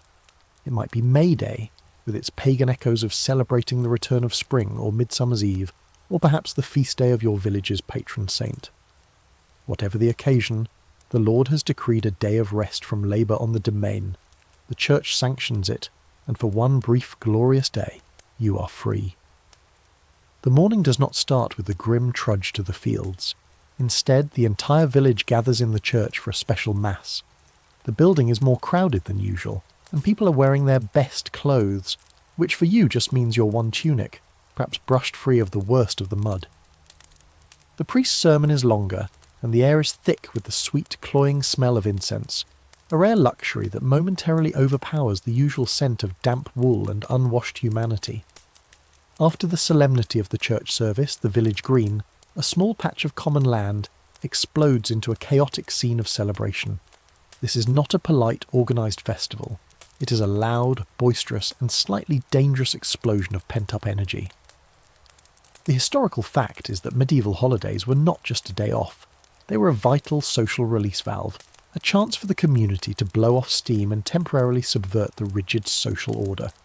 In the centre of the green, some of the village youths are engaged in a brutal, sprawling game of camp ball or medieval football. This is not a sport with rules and referees. It's a semi-organised riot. The ball is an inflated pig's bladder, and the goals might be 2 trees a mile apart. Dozens of men are running, shoving, kicking, and wrestling in a single heaving mass, trying to move the bladder towards their goal. Injuries are not just common, they are expected. A broken nose or a lost tooth is just part of the fun. Elsewhere, there is an archery contest. A group of men are taking turns shooting arrows at a crude target set up at the far end of the green. This isn't just a sport, it's a crucial military skill. The longbow is a deadly weapon, and the Lord encourages its practice. You watch as the bowstrings twang and arrows thud into the target, or more often, into the turf around it. There's music of a sort.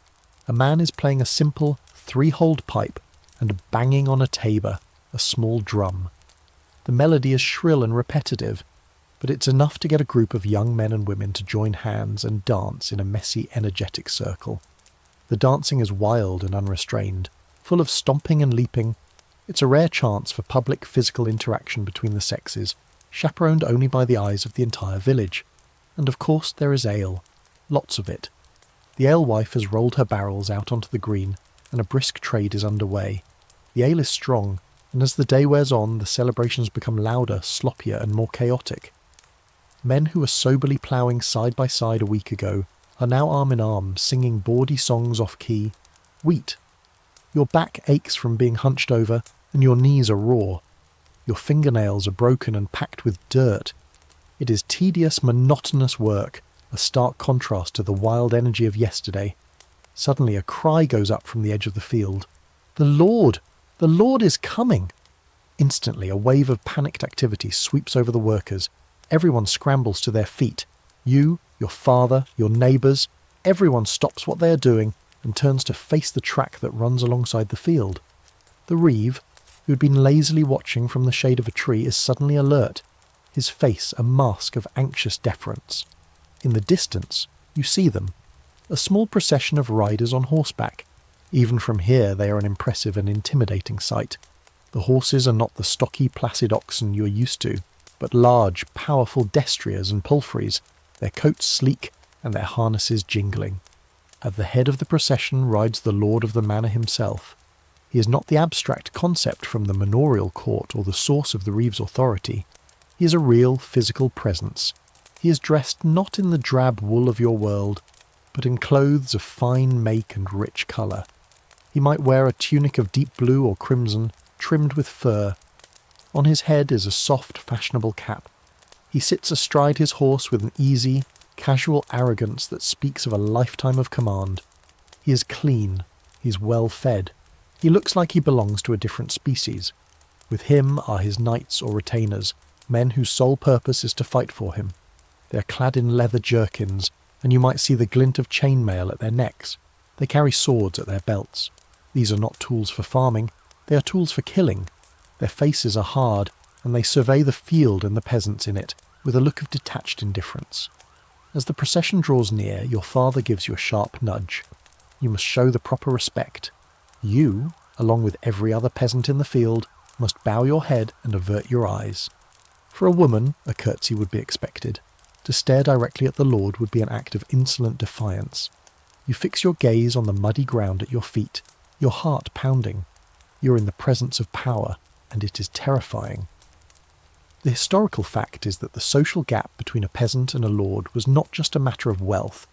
It was a chasm that was considered natural and God-ordained. The prevailing social theory, the three orders, divided society into those who pray, the clergy, those who fight, the nobility, and those who work, you. Each order had its place and its duties. Your duty was to labour and obey. His was to rule and protect. It was a simple, rigid hierarchy that left no room for social mobility. The horses' hooves thud on the soft earth as they pass by. You can smell the sweat of the animals and the faint, clean scent of the riders' woolen clothes. You hear the creak of leather and the jingle of a bridle. The Lord might not even glance at the rows of bowed heads. You are part of the landscape to him, as much as the trees and the crops. Your individual existence is of no consequence. You are simply his workforce, his assets, the source of the wealth that allows him to live his life of comfort and command. A quirky but telling detail of this power dynamic was the concept of the corvée. This was your labour duty, the work you're performing right now. However, the word carries a sense of forced, unpaid labour, and often, lords could demand extra work beyond the standard week work, especially for special projects like building a new bridge or repairing the castle wall. This was a demand you could not refuse, a stark reminder that your time was not your own. The procession passes. The sound of the horses fades. After a few moments, the reeve gives a signal, and you're allowed to return to your work. You get back down on your knees and resume pulling weeds. But the atmosphere in the field has changed. The brief passing spectacle has left a profound impact. It was a living, breathing demonstration of your own insignificance. Historians still debate the day-to-day relationship between lords and peasants. Was it always one of fearful deference and oppression? Or were there instances of paternalistic care where a lord felt a genuine responsibility for the welfare of his people? There were certainly good lords and bad lords, but the fundamental structure of power was always the same. He held all the cards. He owned the land you lived on, the tools you used, the court that judged you, and the mill that ground your bread. Your survival depended entirely on his whim. The encounter leaves you with a dull, simmering feeling in the pit of your stomach. It is a mixture of fear, resentment, and a strange sort of awe. You have just seen the man who owns your world, and now you must continue to kneel in his dirt, under his sky, pulling his weeds until his sun goes down. The sun, at long last, begins its slow descent, painting the bruised grey sky with strokes of pale orange and pink. A horn blows from the manor, signalling the end of the workday on the Lord's domain. The collective sigh of relief from the peasants on the field is almost silent, a thing felt rather than heard. Every muscle in your body screams as you slowly, painfully, straighten up from your crouch position. The day of weeding is over, but your workday is not. The trudge home feels even longer than the walk to the fields in the morning. Your energy has been completely spent, scraped away by hours of kneeling and pulling. Your father walks beside you, his shoulders slumped, his face a mask of pure exhaustion. There is no conversation, just the rhythmic sound of weary feet sloshing through the mud. You arrive back at the chaotic cluster of hovels that is your village, but you cannot go inside and collapse onto your straw pallet. The evening brings its own relentless set of chores, tasks that, a quirky but central feature of many of these festivals, was the appointment of a temporary lord of misrule. A common peasant would be chosen to act as a mock king for the day, presiding over the festivities. He would issue absurd commands, hold a parody of the manorial court, and generally turn the established social hierarchy on its head. For one day, a peasant could give orders to the reeve, a symbolic and cathartic reversal of roles that highlighted, rather than truly challenged, the everyday power structure. You wander through the happy chaos, a spectator on the edge of the whirlwind. You might try your hand at a game of 9 Men's Morris, a strategy game scratched into a flat stone, or watch a wrestling match where 2 burly farmers grapple in the mud. For the first time in a long time, you see your father smile, a rare crack in his weathered facade as he watches the archers. Your mother is gossiping with a group of other women, their hands for once not busy with spinning or mending. Historians still debate the true nature of these festivals. Were they a genuine expression of communal joy and folk culture, bubbling up from the peasantry itself? Or were they a carefully managed form of social control, a way for the authorities to allow a controlled release of tension that ultimately reinforced the status quo? It was likely a bit of both. The Lord permits the fun, but he's also watching. The freedom is temporary and granted from above. As the afternoon sun begins to sink, the mood starts to shift. The drinking gets heavier. The friendly wrestling matches begin to look more like genuine fights. Old arguments resurface, fueled by ale. The temporary utopia of the holiday begins to fray at the edges, revealing the tensions that are always simmering just beneath the surface of village life. For you, it has been a day of sensory overload, a day of noise and colour and fleeting joy. It is a precious, brilliant memory to be stored away and savoured during the long, grey, silent months of work ahead. You know that tomorrow the L stake will be gone, the green will be empty, and the familiar gruelling rhythm of your life will resume. The brief holiday is a beautiful lie, a temporary dream in the middle of a harsh reality. But for today, it was enough. The day after the festival is always the worst. A collective hangover, both from ale and from the abrupt return to reality, hangs over the village. The world seems quieter, colder, and greyer than before. The memory of the music and laughter makes the silence of the fields feel deeper. You are back on the Lord's domain, this time not ploughing, but performing the painstaking, back-breaking task of weeding by hand. You are on your knees in the damp soil, crawling slowly down a long row of young wheat shoots. Your job is to pull up the thistles, dandelions and other weeds that compete with the precious crop. Each weed must be pulled carefully to avoid disturbing the delicate roots of the are essential for your family's survival. The work you do for the Lord earns you the right to live on the land. The work you do now is what keeps you alive. Your first task is to see to the animals. The pig that shares your living quarters needs to be fed. You slop a mixture of kitchen scraps, vegetable peels, sour milk, whatever is available, into a wooden trough. The pig grunts with appreciation, a sound that is both comforting and a grim reminder of its eventual fate. The chickens need to be herded into their coop, or brought inside the hovel for the night to protect them from foxes. Then there is the injured ewe. Your father goes to check on her in the lean-to. The wound from the wolf attack is healing slowly, but it needs to be kept clean. He gently washes it with a rag dipped in a weak saltwater solution, his large, clumsy-looking hands surprisingly gentle. This sheep is a walking, bleating investment. Its health is paramount. You help by fetching fresh water and holding the animal still. While you and your father tend the livestock, your mother and younger siblings are busy in the family's private garden plot, the croft. Even as the light fades, there is work to be done. More weeding, watering the precious plants with buckets of water hauled from the stream, and checking for snails or other pests that could ruin the cabbage crop. This small patch of land is the difference between bland pottage and truly desperate starvation. Every single plant is nurtured with a fierce protective care. A historical fact often overlooked in the grand sweep of medieval history is the critical importance of these small peasant gardens. While the great fields produced the staple grains for bread and ale, the croft provided the essential vitamins and variety, the onions, leeks, peas, beans and herbs that made the diet just barely sufficient. They were tiny, intensely managed islands of private production in a sea of communal agriculture. Once the outdoor chores are done, you move inside. The hovel needs attention. The fire, which has been banked all day, needs to be brought back to life. You or a sibling might be sent out to gather more firewood from the small wood pile, or, if it's running low, to forage for fallen branches in the nearby woods, a task that is often technically illegal, as the woods belong to the Lord. A quirky but essential evening chore was simply mending. Everything you own is precious, and must be made to last as long as possible. As your mother begins to prepare the evening meal, your father might sit by the firelight sharpening a tool on a whetstone. Your grandmother might be painstakingly darning a hole in a stocking.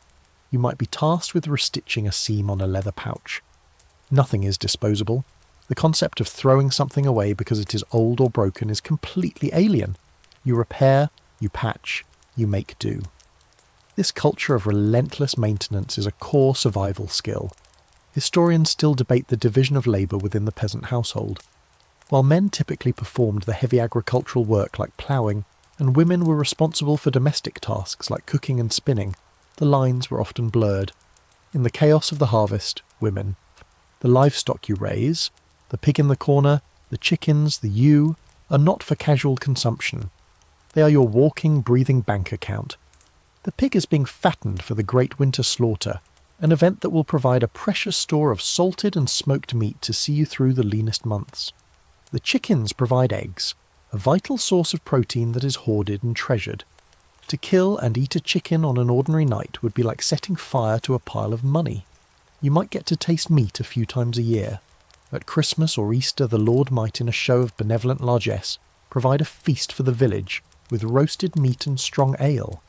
Or if one of your animals has an accident, a broken leg for instance, it would be slaughtered immediately and eaten before the meat could spoil.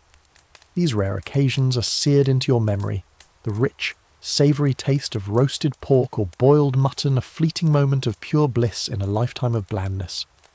A quirky but important source of supplemental protein was trapping small birds, snaring rodents, or gathering snails and eels. While the Lord's game was off limits, the smaller creatures of the hedgerows and streams were often a grey area. A stew thickened with a few sparrows or field mice might be the only taste of meat you get for months. It was a meagre but essential addition to your diet. Historians still debate the overall health and nutritional status of the medieval peasant. Some argue that the diet, while monotonous, was actually quite healthy, being high in fibre from whole grains and rich in vitamins from the garden vegetables with low levels of the sugar and processed fats that plague modern diets. Others point to evidence of malnutrition in skeletal remains, suggesting that for many life was a constant struggle on the edge of starvation, especially during the hungry gap in late spring before the first harvests. The reality for you is that you're probably strong and lean from a life of hard labour, but you're also perpetually hungry for something more satisfying than this endless pottage. You finish your bowl using a small piece of dark, gritty bread, the last of the day's ration, to wipe it clean. Not a single drop can be wasted. The meal is over. It has filled the aching void in your stomach, but it has provided no joy, no comfort, no delight. It was a purely functional act, the last major task in a day defined by function. Now, as the fire begins to die down, casting long dancing shadows on the wattle and daub walls, the final phase of your day begins. The hovel grows darker, quieter. The world outside is a black, silent void. The time for work is over. Now comes the time for fear, and children would work alongside men in the fields. A man whose wife had died would have to learn to cook and mend, or quickly find a new one. Survival was a team sport, and everyone had to be prepared to play any position. The hovel is filled with the low sounds of quiet, purposeful activity. The crackle of the fire, the scrape of the whetstone, the rhythmic breathing of your family members. The air is thick with the familiar smells of wood smoke and cooking pottage. This is the rhythm of your evening. It is not leisure time. There is no relaxation. It is simply a different kind of work, a continuation of the day's labour in a different setting. You are tired down to your very bones, a deep cellular exhaustion that sleep will only partially relieve. But the chores must be done. Your survival depends on this final weary push before the darkness falls completely. The last of the evening chores are finally done. The tools are mended, the animals are settled, and a precious bit of fuel has been gathered for the morning fire. The hovel is filled with the thick, familiar aroma of boiling grains and vegetables. Your mother, her face illuminated by the flickering firelight, ladles the evening meal into your family's wooden bowls. It is time for dinner. You take your bowl and find your usual spot on the rough-hewn bench. You look down at the contents. A wave of profound, soul-crushing disappointment that you have long learned to suppress washes over you. It's the pottage. Of course, it's the pottage. It is a slightly different consistency from this morning's. Thicker, perhaps, with a few more of the cabbages from the garden thrown in. But it is in essence the same eternal, monotonous, greyish stew that has fueled your entire day, and indeed your entire life. You dip your spoon in, it's hot, and for that you are grateful. The warmth seeps into you, a small comfort against the deep chill of exhaustion. You eat slowly, mechanically. Each mouthful is the same. The bland, earthy taste of boiled barley, the slight bitterness of the cabbage, the faint hint of onion. It is fuel, not food. It is sustenance, not pleasure. Beside you, your family eats in near silence, their faces weary in the dim light. The only sounds are the scraping of spoons against wood and the crackling of the fire. There is no cheerful dinner conversation, no sharing of the day's events. The day's events are known to all. They were grueling and identical to yesterday's. There is nothing new to say. The centrepiece of a modern meal, the protein, is conspicuously absent. Meat is the ultimate luxury, a food so rare and precious that it's more of a dream than a regular part of your diet. The historical fact is that the peasant diet was overwhelmingly vegetarian, not by choice, but by necessity. The lord owned the deer in the forest, the fish in the river, and the rabbits in the fields. Poaching was a constant temptation, a high-stakes gamble where the prize was a delicious protein-rich stew and the price of failure was mutilation or death. The last of the pottage has been eaten, the bowls wiped clean. Your mother carefully banks the fire, covering the glowing embers with ash to preserve them until morning. The single flame that has been the centre of your world, providing warmth, cooking your food, and holding back the gloom, is now reduced to a faint, pulsing red eye in the centre of the hovel. The darkness, which had been lurking in the corners, rushes in to fill the space. This is not the gentle, light-polluted darkness of the modern world. This is a profound and absolute blackness, a deep velvety void that swallows sound and smothers the senses. Outside the flimsy walls of your hut, there are no streetlights, no glowing windows, no passing cars. The entire village, the entire world is plunged into a darkness so complete it feels like a physical substance. Your family begins to settle down for the night. There is no changing into pyjamas, no brushing of teeth. You simply find your designated spot on the floor, on the same pile of straw that has been your bed for as long as you can remember. You curl up with your siblings, your parents nearby, huddling together for warmth against the inevitable nighttime chill. The pig snuffles and settles down in its corner, another warm body in the dark. You lie on your back, staring up at a ceiling you cannot see. The only light is the faintest sliver of moonlight filtering through a crack in the wall, not enough to see by, but just enough to create menacing, unfamiliar shapes in the gloom. The sounds of the night, which were masked by the day's activities, now become unnervingly loud. The whisper of the wind through the thatch, the distant hoot of an owl, a sound your grandmother says is an omen of death, the scratching of a mouse in the wall, every tiny noise is amplified in the oppressive silence. And then there is the fear. The historical fact is that for most of human history the night was a time of genuine terror. With no reliable source of light, the darkness was a realm of unknown threats, both real and imagined. Candles, made from expensive beeswax or smelly tallow, animal fat, were a luxury you couldn't afford to burn for hours. A rushlight, a reed dipped in fat that gave off a weak smoky light for 20 minutes, might be used for a specific task, but to illuminate the whole evening was unthinkable. Darkness was the default state. The real threats are bad enough. The wolf your father fought off is still out there, its pack perhaps roaming the nearby woods. A desperate thief might be prowling the village, looking for an unguarded chicken or a tool left outside. The darkness provides perfect cover for predators, both animal and human. You listen intently for any sound that is out of place, your body tensed and on high alert.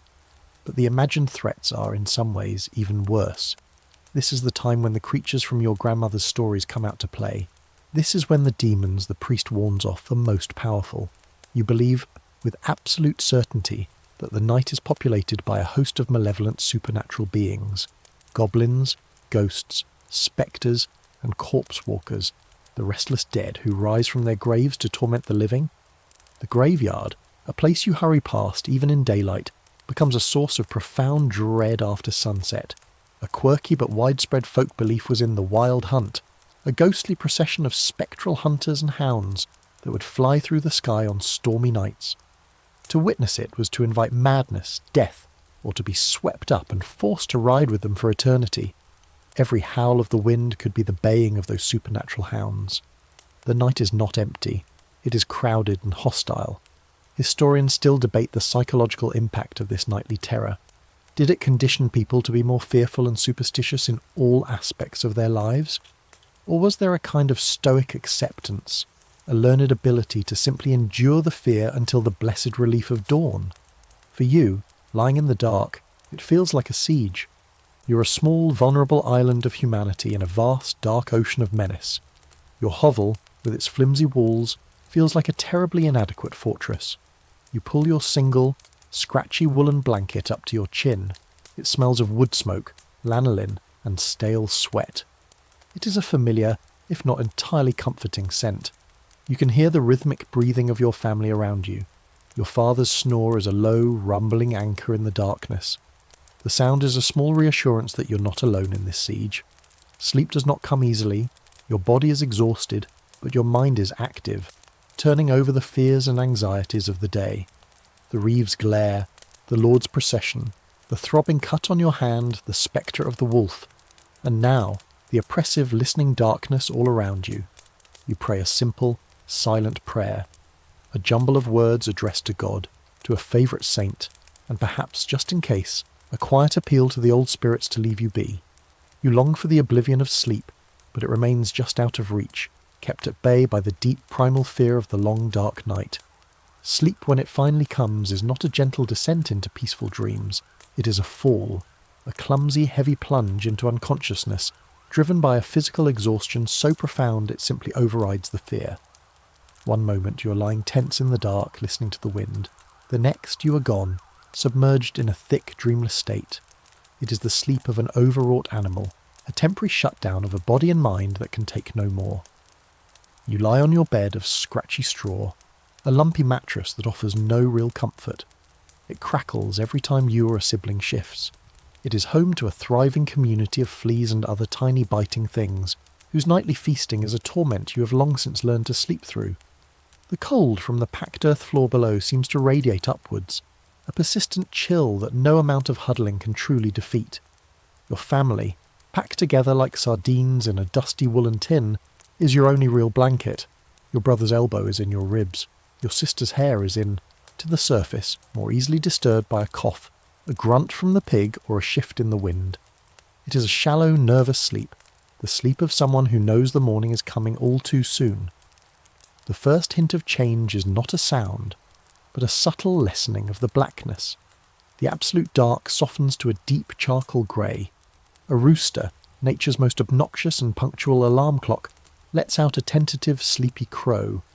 It is the signal. The brief, inadequate respite of the night is over. You have not survived a day as a peasant. You have only just survived the night. And now, as your body protests with 100 different aches, the day you would not survive is about to begin all over again. And so, your day as a peasant comes to a close, not with a sense of accomplishment, but with the weary resignation that it is all about to repeat itself. The first grey light of dawn is a promise not of a new beginning, but of the same endless, grinding cycle of labour and survival. The life you have just witnessed, in all its cold, muddy and monotonous detail, was the reality for the vast majority of people for a vast stretch of human history, a foundation of sweat and toil upon which cathedrals and castles were built. But for you here, now, that relentless cycle can be set aside. The story is over, and you can let the chill of that world fade away, replaced by the very real and present comfort of your own. Feel the gentle weight of your own blanket, a luxury of softness and warmth that would have been unimaginable in that smoky hovel. Listen to the quiet stillness of your own room, a sanctuary of privacy and peace. There is no biting cold seeping up from the floor, no scratchy straw, no terror lurking in the absolute darkness just beyond the wall. Let the images from this journey soften and dissolve.